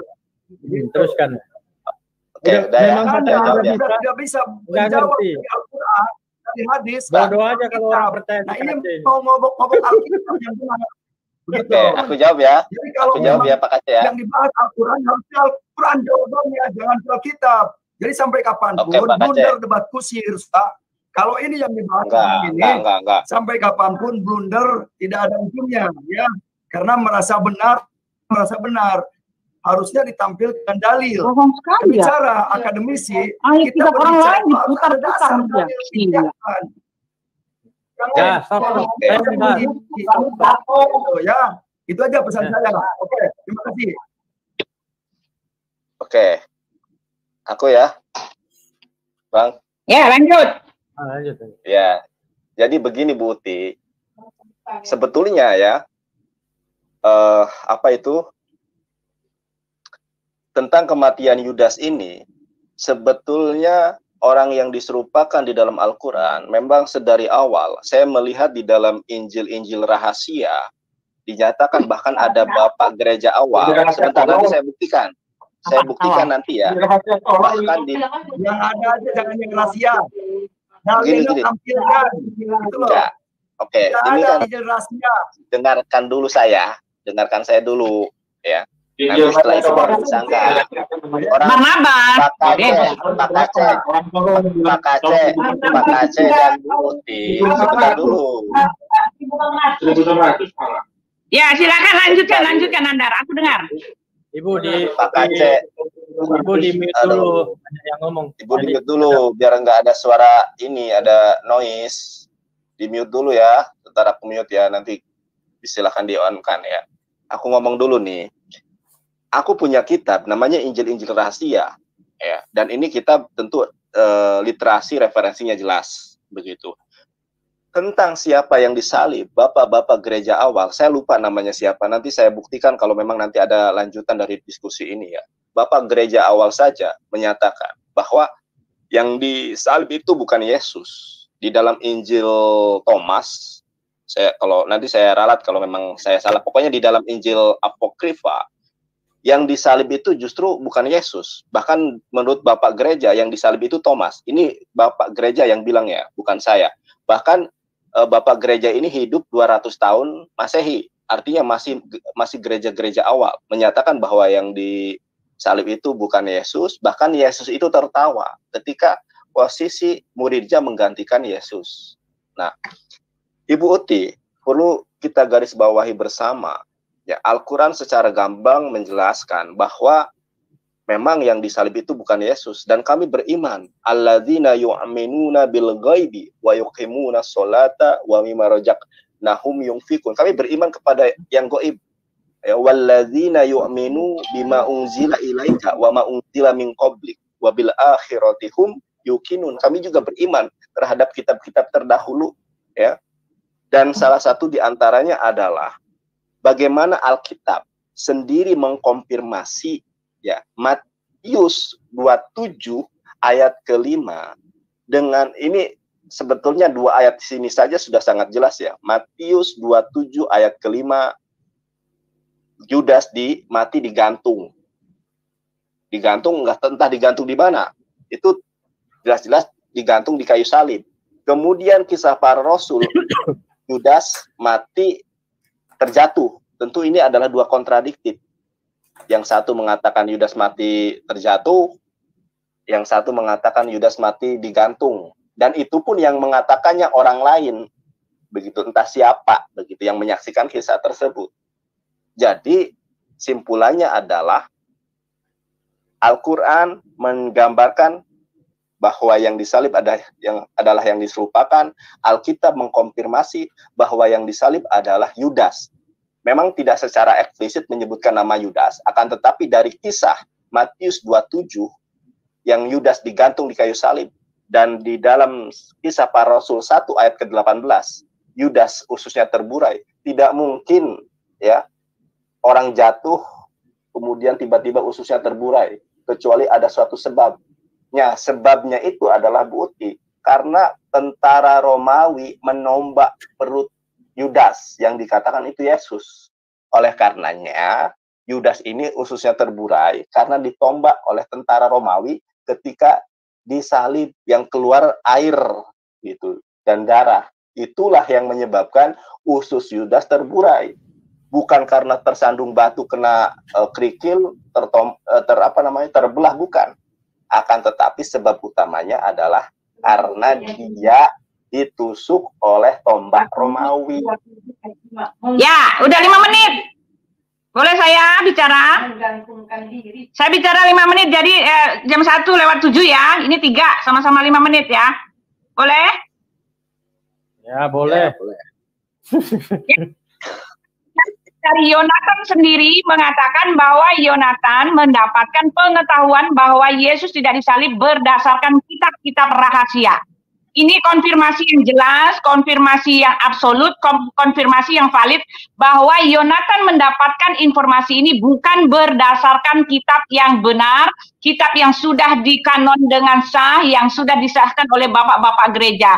Bahkan Yonatan dengan beraninya mengaku bahwa dia mendapatkan pengetahuan tentang yang disalib itu adalah Yudas berdasarkan kitab-kitab apokrif. Perlu Yonatan ketahui kitab Thomas, kitab siapa lagi, Filipus itu ditolak oleh dewan-dewan gereja dan itu bukan masuk dalam kanonisasi yang benar. Pengkanonisasian Alkitab itu berakhir sampai tahun 400. Dan kitab Thomas, kitab-kitab apokrif ini ada pada zamannya zaman Yesus, dan itu apokrif itu jelas adalah kitab dongeng-dongeng tentang Yesus, dan ditolak oleh bapak-bapak gereja, dan ditolak oleh para rasul, dan ditolak orang-orang yang merupakan saksi mata pada saat itu. Jadi jelas kamu dengan sendirinya mengaku bahwa kamu mengambil referensi dari kitab-kitab sesat, ya, yang tidak dipakai dan bukanlah merupakan firman Tuhan. Lalu kamu juga mengatakan bahwa yang ditombak itu adalah Thomas, tetapi maaf, kamu menyalahi nubuat yang telah ditulis tentang dia. Nubuat di dalam kitab Yesaya 53 bahwa Yesus itu ditombak, Yesus itu ditusuk lambungnya. Di dalam Mazmur 22 juga sudah dinubuatkan bahwa orang menusuk tangan dan kakinya, bukan menusuk bukan menusuk Yudas yang adalah korban penebus salah, ya. Kematian Yesus itu di kayu salib itu dengan maksud bahwa dia akan menebus salah dan sudah dinubuatkan dan sudah dipersiapkan dan sudah tertulis ratusan tahun sebelumnya.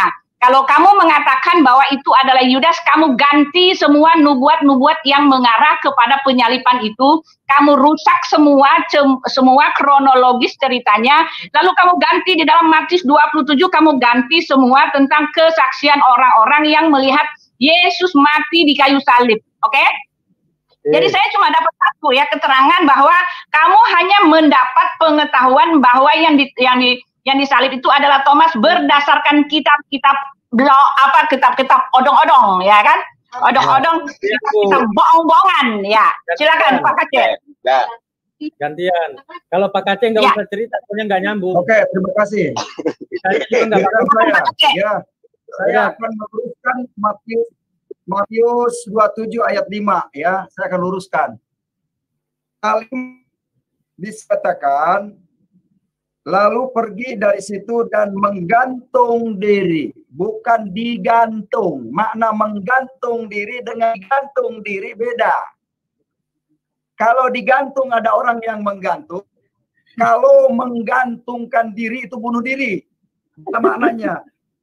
Kalimat ini jangan sampai gak paham. Menggantung diri artinya bunuh diri. Terus digantung, itu ada orang yang menggantungnya seperti Yesus, itu digantung, disalib, benar. Jadi ada jangan kata menggantung dengan diganti oleh Nandar. Nandar ini akan mempelestarikan Alkitab. Ya, itu saja dari saya. Ya. Perlu diluruskan ya. Nah, ntar dulu. Masa saya nggak ngomong-ngomong. Bang Aristo ya. Ini, ya. Kalau saya tanya ini juga, saya nggak mau nanya ke Pak Kaceh, karena nggak mungkin Pak Kaceh bisa jawab. Gitu loh. Jadi saya nanya ke Ibu Uti aja. Nah, berdasarkan pengetahuan Ibu Uti. Kalau tanya saya Al-Quran. Ya, kalau tanya Al-Quran. Al-Quran Uti, silakan. Al-Quran juga nggak mungkin bisa, karena sudah banyak juga bukti nggak punya kualitas apa-apa. Nggak bisa baca Al-Quran, Pak Kaceh. Nah, jadi gini, Latinnya. Ya tadi si Nandar baca Qurannya berantakan, nggak jelas, mana berantakan, jelas, Maharujul hurufnya, apalagi Aristoteles baca Arab tadi. Yang protes aja nggak ngerti gimana? Nggak protes. Ayo kita adu tes-tesan baca Al-Quran. Nuduh, fitnah itu. Ya, Uti. Saya tadi udah. Tar dulu. Baca Al-Quran Nanda, atau apa kan nggak tahu. Udah dulu Pak Kaceh, ini giliran Aristo yang bicara. Jadi itu baca Quran saja hancur, nggak jelas, mahrujul hurufnya nggak jelas tadi. Ya, Pak Kaceh aja nggak bisa baca huruf-huruf Al-Quran, kok bisa menyalahkan saya? Paham arti mahrujul huruf? Sudah, jangan melebar kemana-mana dulu. Jangan melebar kemana-mana dulu. Kalau mau tes-tesan baca Al-Quran, ayo. Kalau mau tes-tesan baca Al-Quran, ayo. Sudah. Ya. Ayo, lanjutkan, Bang. Ayo. Mau pakai apa? Kalau nggak ngerti, nggak usah maksa, Pak Kaceh. Nggak bodoh yang percaya itu. Ayo, Bang. Lanjut. Gimana, Bang? Ya, jadi gini.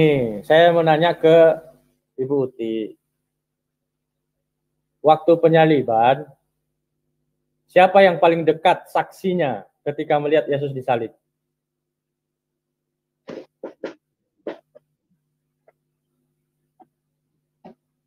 Ya. Oh ya, sorry, tadi di mute. Kalau kamu mau mengatakan siapa saksinya Yesus mati disalib, nah kita baca di dalam Matius 27 ya. Mendengar itu. Ibu, jangan dilanjut dulu, dengar dulu bahasa saya ini. Oh ya. Nah, dengan tenang ya, saya tidak bermaksud lain-lain, saya bertanya ini. Waktu Yesus disalib, siapa yang paling dekat saksi ketika melihat Yesus disalib? Itu ada di dalam Bible. Nggak usah ke Matius itu lagi, bukan itu. Matius itu beda lagi. Oh, ya orang-orang yang ada di sekitar situ nih ya, yang ada di sekitar situ nih ya, yang ada di sekitar situ ya, orang-orang yang menyalibkan Yesus, yang mencelupkan ya, kau baca ya, di dalam Matius 27, dan segera datang seorang dari mereka, ia mengambil bunga karang. Nah itu, ada beberapa dari tentara Romawi itu mengambil bunga karang, ya, mencelupkannya ke dalam anggur. Nah itu begini, dia, tentara Romawi. Begini, berarti Ibu nggak menguasai tema ini. Yang paling dekat itu Thomas. Ya kan? Loh, pertanyaannya bukan begitu. Kalau yang paling dekat itu mah hubungan relationship, yang bilang aja saudara terdekatnya, orang-orang terdekat Yesus yang melihat. Kamu pertanyaannya salah. Siapa yang melihat terdekat di situ? Ya orang di situ. Terkait siapa yang melihat, kan pertanyaan saya siapa yang paling dekat saksinya melihat Yesus ketika disalib? Kan Thomas dalam Bible. Lah di situ kan ada Maria ibu Yesus, ada Petrus, ada segala macam di situ. Ibu Maria itu melihat dari jauh, yang paling dekat itu Thomas. Saya yang lebih paham. Orang itu bisa ngobrol sama Maria. Yesus bilang sama Maria di bawahnya, "Hai ibu, lihatlah anakmu." Bagaimana kamu mengatakan dari jauh? Orang ngomong pelan-pelan gimana sih? Baca Alkitab dong, sesuai dengan Alkitab. Saya ngomong. Pertanyaan saya itu tidak sedang mendiskreditkan, tapi saya bertanya tujuannya. Ketika Ibu jawab itu dengan sesuai dengan fakta Bible, maka alur dialog kita akan berjalan bagus gitu loh. Jadi jangan berpikir saya bertanya itu mencari kesalahan, enggak, bukan begitu. Ya, nah, jadi yang aku jawab. Thomas, kita jawab ya. Jawabnya, yang dekat itu, dan di situ banyak perempuan-perempuan yang melihat dari jauh, yaitu perempuan-perempuan yang mengikuti Yesus dari Galilea untuk melayani dia. Di antara mereka terdapat Maria Magdalena, Maria ibu Yakobus dan Yusuf, dan ibu anak-anak Zebedius. Yang dimaksud jauh di situ bukannya jauh-jauh banget, karena Yesus bisa bicara langsung kepada ibunya, "Hai ibu, lihatlah anakmu." Jauh di situ karena banyak tentara Romawi, tetapi saksi matanya dengan jelas di situ ada gitu loh. Ya, silakan. Ya. Lanjut aja sama Mas Nandar dulu. Saya ambil air minum dulu di belakang. Ya. Oke, Buti ya. Halo Buti. Iya, silakan. Ya, jadi begini Buti. Kalau Al-Quran sudah menjelaskan ya kalau Al-Quran ini simpulannya ya, Al-Quran itu sudah menjelaskan bahwa yang disalib itu bukan Isa begitu kan. Wa ma qataluhu wa ma salabuhu, mereka tidak menyalibnya, mereka tidak membunuhnya, wa ma qataluhu. Maaf, saya putus sebentar, maaf banget. Sekarang pertanyaannya, Muhammad dapat info bahwa bukan Yesus yang disalib itu dari mana? Jangan bilang dari Allah, dari wahyu ya. Maaf. Ini harus bicara tentang akademis berdasarkan data empiris, berdasarkan sejarah yang ada. Jangan bicara tentang iman. Sekarang Muhammad mendapat info bahwa yang disalib itu bukan Yesus dari mana? Silakan. Ya, lanjut. Begini. Kalau Anda tadi mengatakan jangan dari wahyu, jangan itu salah besar. Justru kedatangan Nabi Muhammad SAW itu sebagai pendekatan sebagai penggenap. Tar dulu, ini yang mau berdebat Ibu Uti atau yang di balik layar? Itu yang mau berdebat Ibu Uti atau yang di balik layar? Kalau yang di balik layar maaf ya, lanjut. Oke. Ya, jadi jangan diinterupsi dulu. Nanti silahkan setelah saya selesai berbicara. Gitu kan. Nabi Muhammad SAW mendapatkan informasi dari mana? Sebagaimana Allah Subhanahu wa taala berfirman, ya kan? Wa ma yantiqu 'anil hawa in huwa illa wahyu yuha. Tidak ada yang satu pun yang diucapkan oleh Nabi Muhammad SAW kecuali adalah wahyu yang diwahyukan kepada Nabi Muhammad SAW. Nabi Muhammad SAW berbicara bukan berdasarkan hawa nafsunya, bukan berdasarkan dia berkata-kata, dia mengatakan itu berdasarkan di dalam Yohanes itu karena mendapatkan ilham, mendapatkan wahyu dari Ruhul Kudus atau malaikat Jibril, begitu kan, menyampaikan tentang peristiwa-peristiwa yang akan datang dan peristiwa-peristiwa yang telah terjadi. Salah satunya yang telah terjadi adalah tentang penyaliban. Al-Quran ingin memberikan pembelaan kepada Nabi Isa alaihissalam bahwa yang disalib itu bukan bukan Isa, akan tetapi Yudas, dengan menggambarkan bahwa yang disalib wa ma qataluhu wa ma salabuhu walakin subbihalahum. Yang disalib dan yang dibunuh itu adalah orang yang diserupakan. Saya teramat heran kepada teman-teman itu ya. Ketika Nabi Isa alaihissalam menikah, diprotes. Ketika Nabi Isa alaihissalam diselamatkan oleh Allah dari pembantaian, diprotes juga. Nah, salah satu kesalahan besar adalah tadi Bu Uti mengatakan bahwa ini, nubuatan itu. Tidak ada nubuatan itu, Ibu Uti. Ya. Nubuatan itu adalah nubuat tentang bahwa Isa alaihissalam adalah sebagai Rasul, sebagai Nabi, bukan sebagai Tuhan. Tapi itu bukan pembahasan kita ya. Nah, di dalam nanti saya tunjukkan Bu Uti ya. Kalau Ibu Uti mau nanti ketika next dialog, saya kan posisi sekarang lagi di Kuningan begitu ya, di rumah orang tua, bukan di rumah saya gitu. Jadi saya tidak bisa mengambil bukunya. Nah, Al-Quran menyatakan bahwa tentang peristiwa penyaliban itu memang di antara orang Kristen awal itu terjadi perbedaan pendapat tentang siapa yang disalib itu. Bapak Gereja tahun 200 Masehi mengatakan bahwa yang disalib itu bukan Nabi Isa alaihissalam. Bahkan Nabi Isa alaihissalam di dalam Injil Thomas atau Injil Filipus mengatakan Nabi Isa alaihissalam tertawa terbahak-bahak ketika mengetahui muridnya menggantikan posisi Nabi Isa alaihissalam. Yang berbicara tentang ini bukan Al-Quran. Yang berbicara tentang ini adalah Bapak Gereja sendiri. Nah, Ibu Uti mengatakan siapa saksinya lain sebagainya. Begini Ibu Uti ya. Penulisan Injil kanonik, ya, Injil kanonik itu kan Matius, Markus, Lukas, dan Yohanes. Kodeks, Ibu tahu kodeks? Kodeks itu buku ya. Injil Matius, Markus, Lukas, dan Yohanes itu ya kodeksnya, bukan manuskripnya loh ya. Kalau autografa dari Alkitab itu sudah nggak ada, hilang.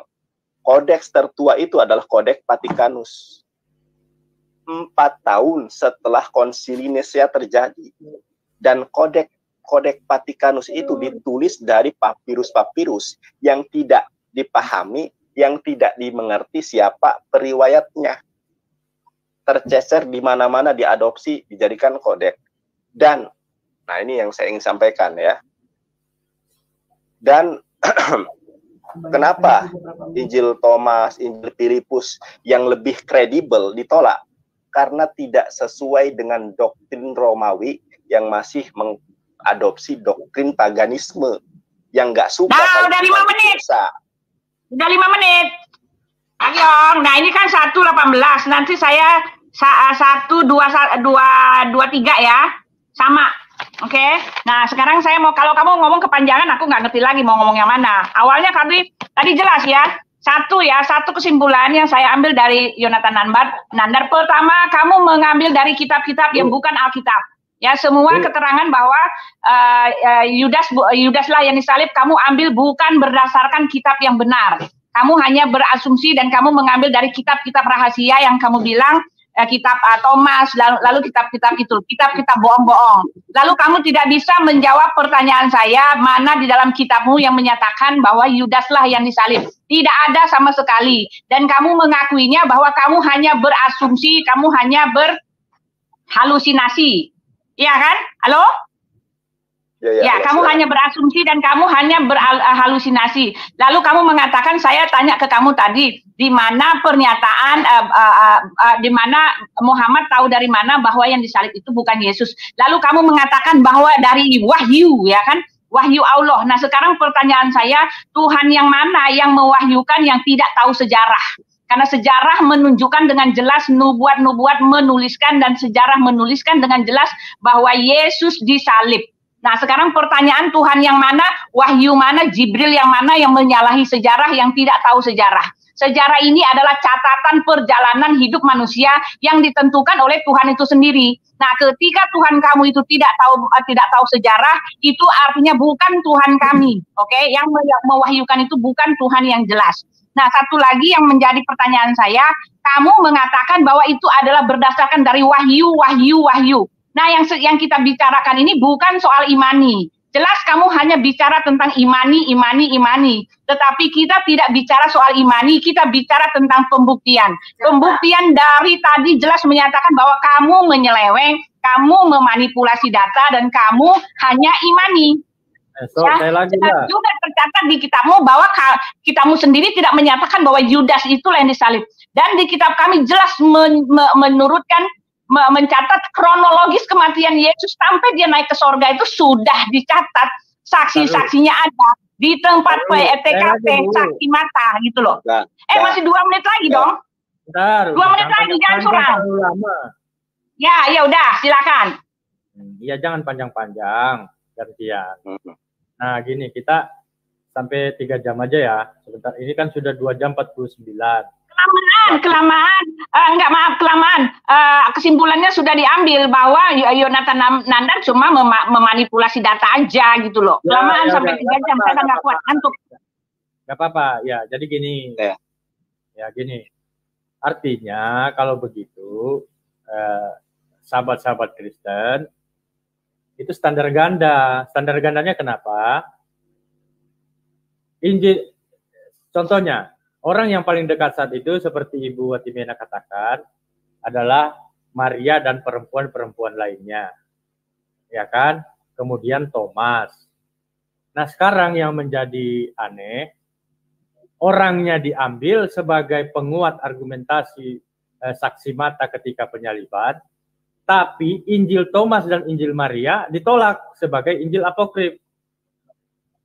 Nah, sementara Matius, Markus, Lukas, Yohanes itu menulis tidak saat mereka berada di tempat itu.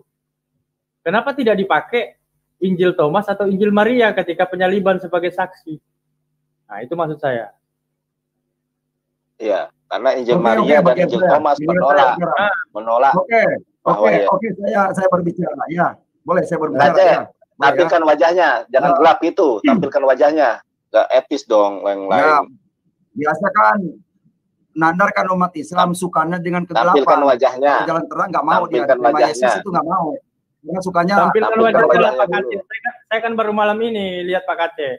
Ya, tampilkan wajahnya, nggak boleh gelap-gelap gitu, gentle loh, laki lah. Jadi begini, tadi kan udah lihat wajah wajahnya, saya. kalau nggak bisa lah, mute. Tampilkan wajah dulu. Lihat tadi wajah saya. Enggak. Aku masih kangen sama Pak Aceh. Nah, itu dong. Oke. Perbesar layarnya. Bukan kangen. Enggak usah. Bukan kangen. Wajah saya polisi screenshot disebar. Apa? Saya bersama Tuhan Yesus. Itu kacamata. Itu sebenarnya niatnya supaya saya itu wajahnya. Gitu. Aristo, dengarkan dong, Aristo. Dengarkan. Ya, kok ketawa-ketawain, dengarkan. Wajahnya ini nih si Muhammad Aceh. Jadi saya luruskan, kita ini berbicara ini harus kelihatan orang-orang itu berpendidikan gitu. Jangan seperti anak kecil. Kalau menyanggah harus tunjukkan dalilnya. Paham nggak arti dalil? Harus tahu dalil. Ya, jangan seperti Bung Media Channel Aristo tadi suruh baca Al-Quran dia nggak bisa baca. Ya. Oke, baca Quran katanya berantak. Ya, si Nandar juga bacakannya waduh, amuradul ya. Maurijul hurufnya nggak jelas, terus nadanya jiharkah bayatinya nggak jelas. Jadi bagaimana dia benar mau Muhammad Aceh ya. Jadi ini memberikan dalil yang benar. Kalau pedoman Al-Quran, ayat Al-Quran tampilkan kalau berbicara. Kalau memang pedomannya Alkitab, harus tampilkan ayatnya Alkitab. Sesuai Alkitab kita bicara. Itu baru sebagai orang yang punya ilmu. Ya, jangan ngomong asumsi, dibikin suatu karangan rangkaian cerita seperti Zulkifli Abbas. Jadi seolah-olah benar, seolah pintar. Tadi Nandar juga ngomong panjang lebar, nggak jelas arahnya kemana. Ya, maaf, saya belum menjawab pertanyaan Aristo. Aristo tadi bertanya kepada saya dan belum saya jawab, Jonathan. Saya jawab dulu. Enggak, saya mau jawab Aristo tadi bertanya kepada saya mau jawab Aristo sebentar, nggak lama kok, nggak lama. Ya Aristo, kenapa kamu mengatakan kenapa Injil Thomas dan Maria bukan Thomas yang nulis? Maaf, Injil Thomas itu ada tahun berapa dan jelas Thomas tidak menulis Injil dan yang lain-lain tidak menulis Injil. Injil yang benar itu sudah diseleksi, sudah disahkan 2 kali bahkan dalam kanonisasi itu yang sekarang ada di Alkitab. Karena memang banyak manuskrip-manuskrip yang lain di luar Alkitab yang ditemukan tetapi bukanlah firman Tuhan ya. Lalu karena Thomas itu itu juga bukan dia yang nulis, dan Thomas itu sendiri sudah meninggal pada saat itu ya. Jadi itu jadi yang kamu pakai itu jelas semua dari tadi, dari awal yang kalian pakai itu cuma kitab-kitab yang tidak berlaku, oke?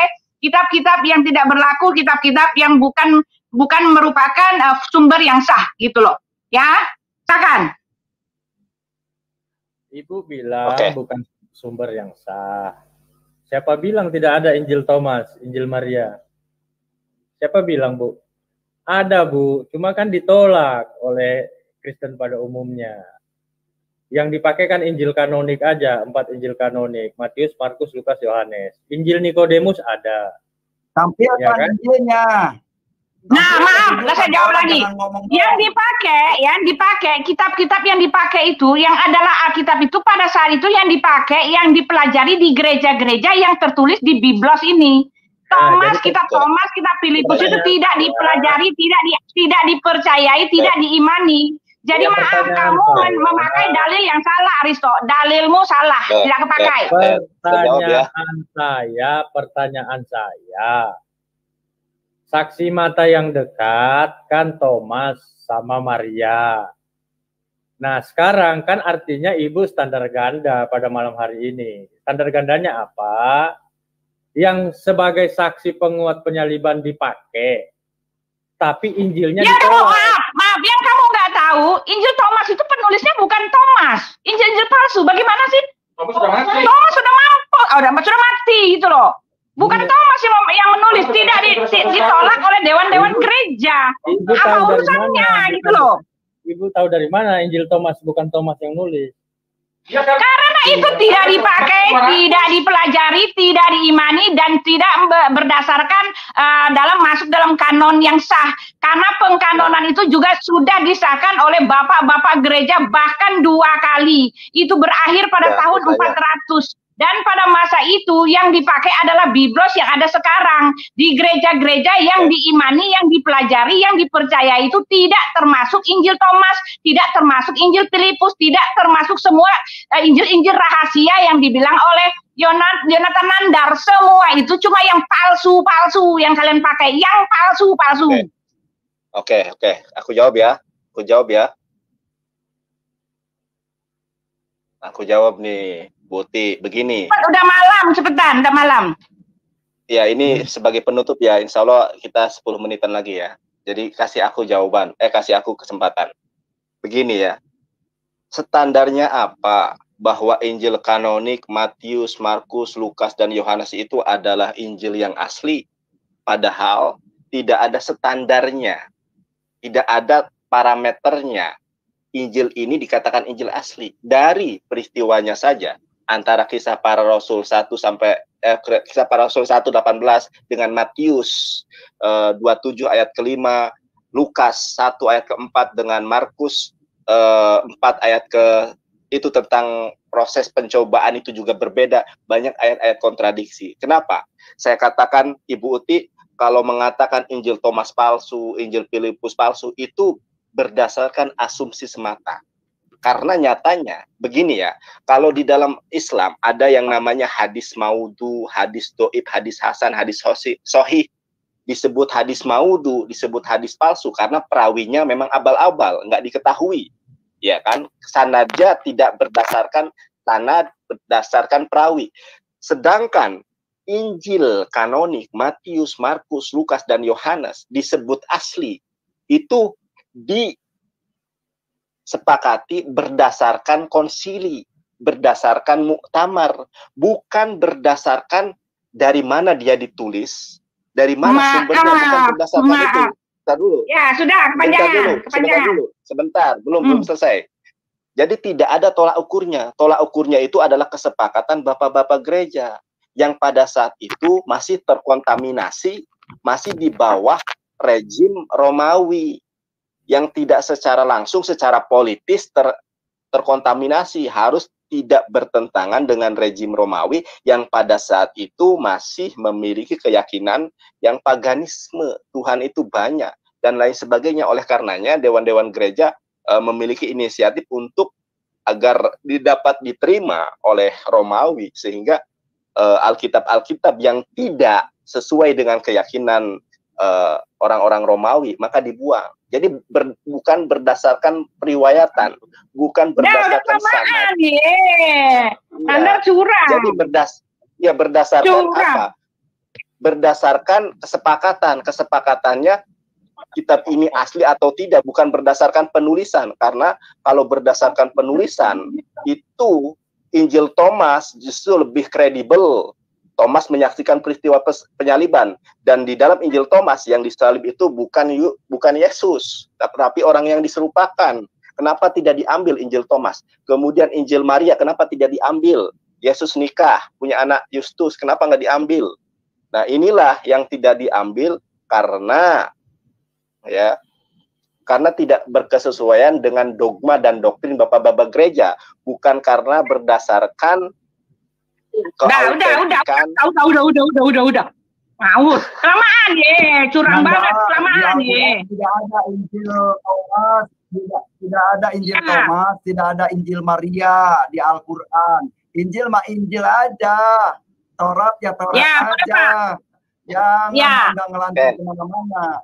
Tidak ada di sini selesai ya. Injil Maria, Injil Thomas di Al-Quran tidak ada, tidak disebutkan. Bahkan hadis pun di Al-Quran tidak disebutkan. Ijma qiyas disebutkan di Al-Quran. Jadi Anda jangan ngelantur. Anda sudah menyimpang dari kitab suci Injil, Taurat.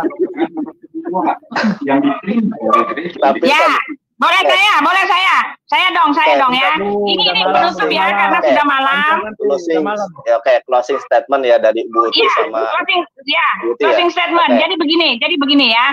Sambil habis itu saya closing statement. Jadi begini. Yonatan Nandar mengatakan bahwa karena bapak-bapak gereja kami menolak itu berdasarkan kesahan Alkitab itu berdasarkan Konsili Nisia. Tapi maaf, isi Konsili Nisia itu tidak bicara tentang pengesahan kitab-kitab. Konsili Nisia bicara tentang Trinitas, memutuskan tentang bicara tentang Trinitas. Itu kamu salah. Lalu ketika kamu mengatakan bahwa itu karena bapak-bapak gereja mengikuti perintah dari kerajaan Romawi, maaf ya, Alkitab itu adalah sejarah, di mana sejarahnya yang benar itulah yang dicatat, oke? Dalam kisah Yesus yang mati di kayu salib itu tercatat dalam sejarah dan ditulis oleh para orang-orang saksi mata yang ada bersama dengan dia. Thomas yang kamu maksudkan itu bukanlah Thomas murid Yesus. Lalu yang kamu bilang Injil-Injil rahasia itu memang ditolak oleh gereja-gereja, dewan gereja, dan orang-orang yang masih bersinggungan pada saat itu karena memang itu tidak benar. Termasuk di dalamnya adalah kitab-kitab apokrif. Kitab-kitab apokrif inilah yang kamu pakai untuk menyatakan bahwa yang disalib itu adalah Yudas. Jadi jelas kesimpulan dari semuanya adalah Yonatan Nandar hanya berhalusinasi, hanya berasumsi, hanya hoaks-hoaks. Lalu Yonatan Nandar mengatakan bahwa Muhammad mendapatkan pengertian bahwa yang disalib itu bukanlah Yesus, tetapi Yonatan Nandar mengatakan itu hanyalah berdasarkan dengan wahyu-wahyu. Buat saya sih fine-fine aja ketika kamu mengatakan itu adalah wahyu dari Tuhanmu. Tetapi pertanyaan saya yang paling besar adalah Tuhan mana yang menyalahi sejarah? Bukankah Tuhan itu adalah dia pelaku sejarah, dia yang menyetir perjalanan sejarah manusia. Tetapi jelas Tuhan kamu tidak tahu itu sejarah. Karena Alkitab itu adalah sejarah nyata, penulisan data-data perjalanan yang terjadi pada bangsa Israel pada saat itu. Oke? Jadi jelas yang dimaksud dengan wahyu itu entah dari mana, saya tidak bisa mengatakan bahwa itu betul-betul dari Tuhan. Karena Tuhan kamu tidak tahu sejarah dan Tuhan kamu hanya kamu imani saja. Kamu bicara selama ini, sepanjang ini sudah 2 jam ini hanya bicara tentang asumsimu sendiri, tentang imanmu sendiri gitu loh. Jadi kesimpulannya adalah semua pernyataan Nandar adalah hoax, oke? Hoax dan bin manipulasi. Ya itu saja. Sudah malam, mari kita tidur. Betul, oke. Mantap. Oke, terima kasih. Mantap, hoax Nandar, hoax si Nandar. Oke, aku ya bilang ya. Mantap, Buti.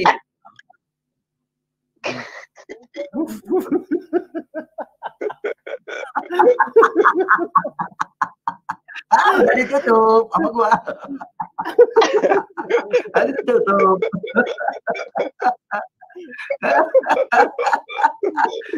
Oke ya, begini.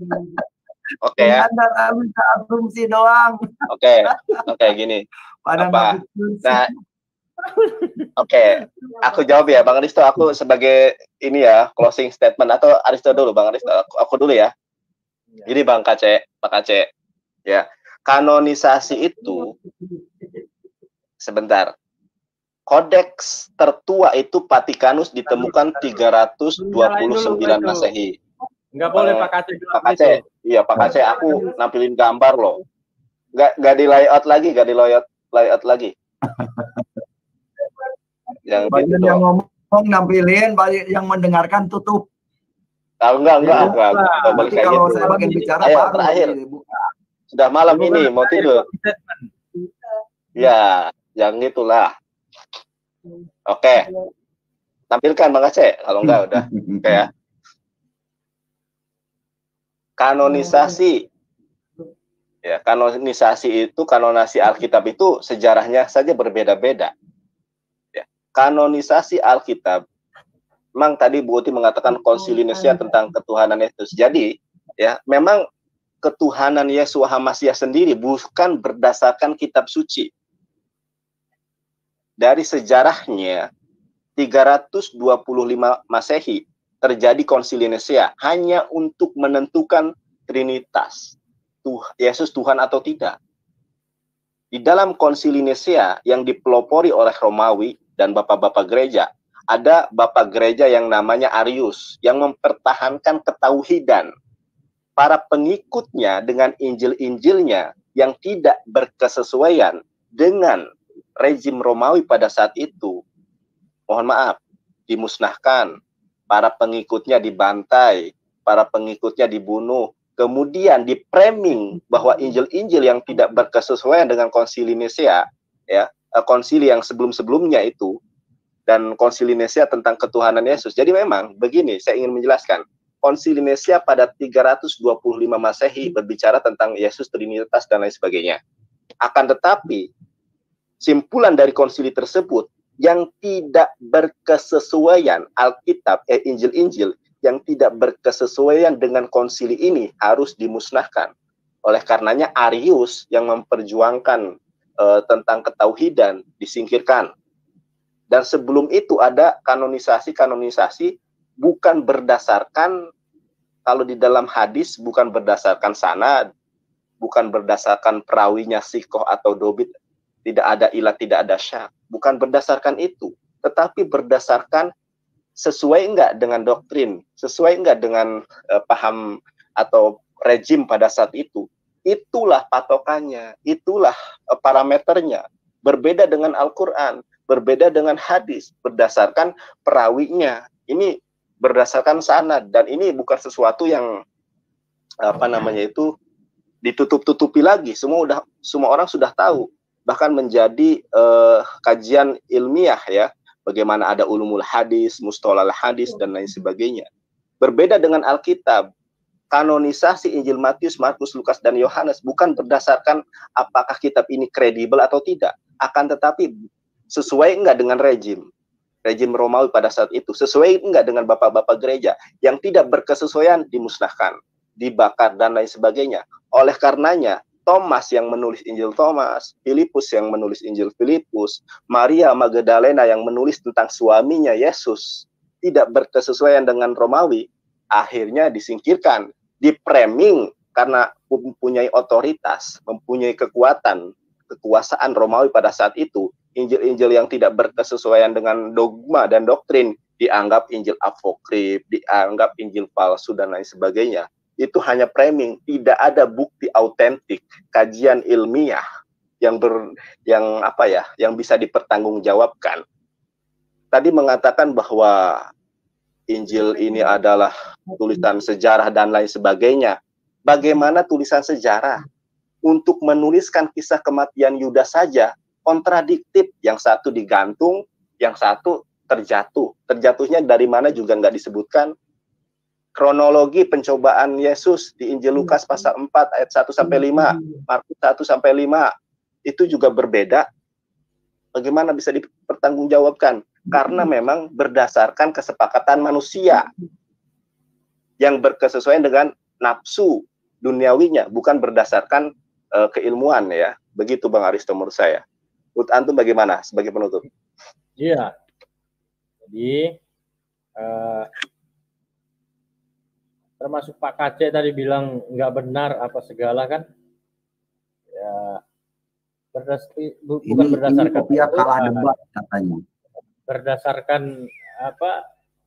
Berdasarkan kitab suci Kristen, Yudas Iskariot yang disalib, begitu. Iya. Nah, terakhir dari saya, dukung channel saya, like, comment, and subscribe. Jim Media Channel. Jangan channelnya Pak Kacek di subscribe. Oke. Menyesatkan itu. Ya kan? Jangan curang begitu. Udah, penutup terakhir dari saya. Pokoknya begini, saya mau kanonisasi, kita mana sekali Yesus, Tuhan Yesus tidak akan beralih ke lain hati. Karena apa? Di dalam Islam, di dalam Muhammad tidak ada keselamatan. Jadi jalan keselamatan hanya satu melalui Yesus. Sekali Yesus, tetap Yesus merdeka. Terima kasih memberkati. Dan Jim Media Channel juga memberkati Tuhan yang sekarang belum terpikir Yesus Tuhan. Oke, kebetulan Anda di jemaat Tuhan dan Anda terbuka daripada saudara mengikuti Muhammad bin Abdullah yang tidak akan menyelamatkan saudara. Berpikir di situ. Nggak usah masalah berdebat, berputar masalah kitab. Yang penting nabinya saya tidak bisa selamat, tidak bisa menyelamatkan, apalagi Yonatan Nandar dengan Jim Media Channel. Lebih baik Yesus Kristus akan menjadi juru selamat saudara dan saya. Haleluya, amin. Dadah.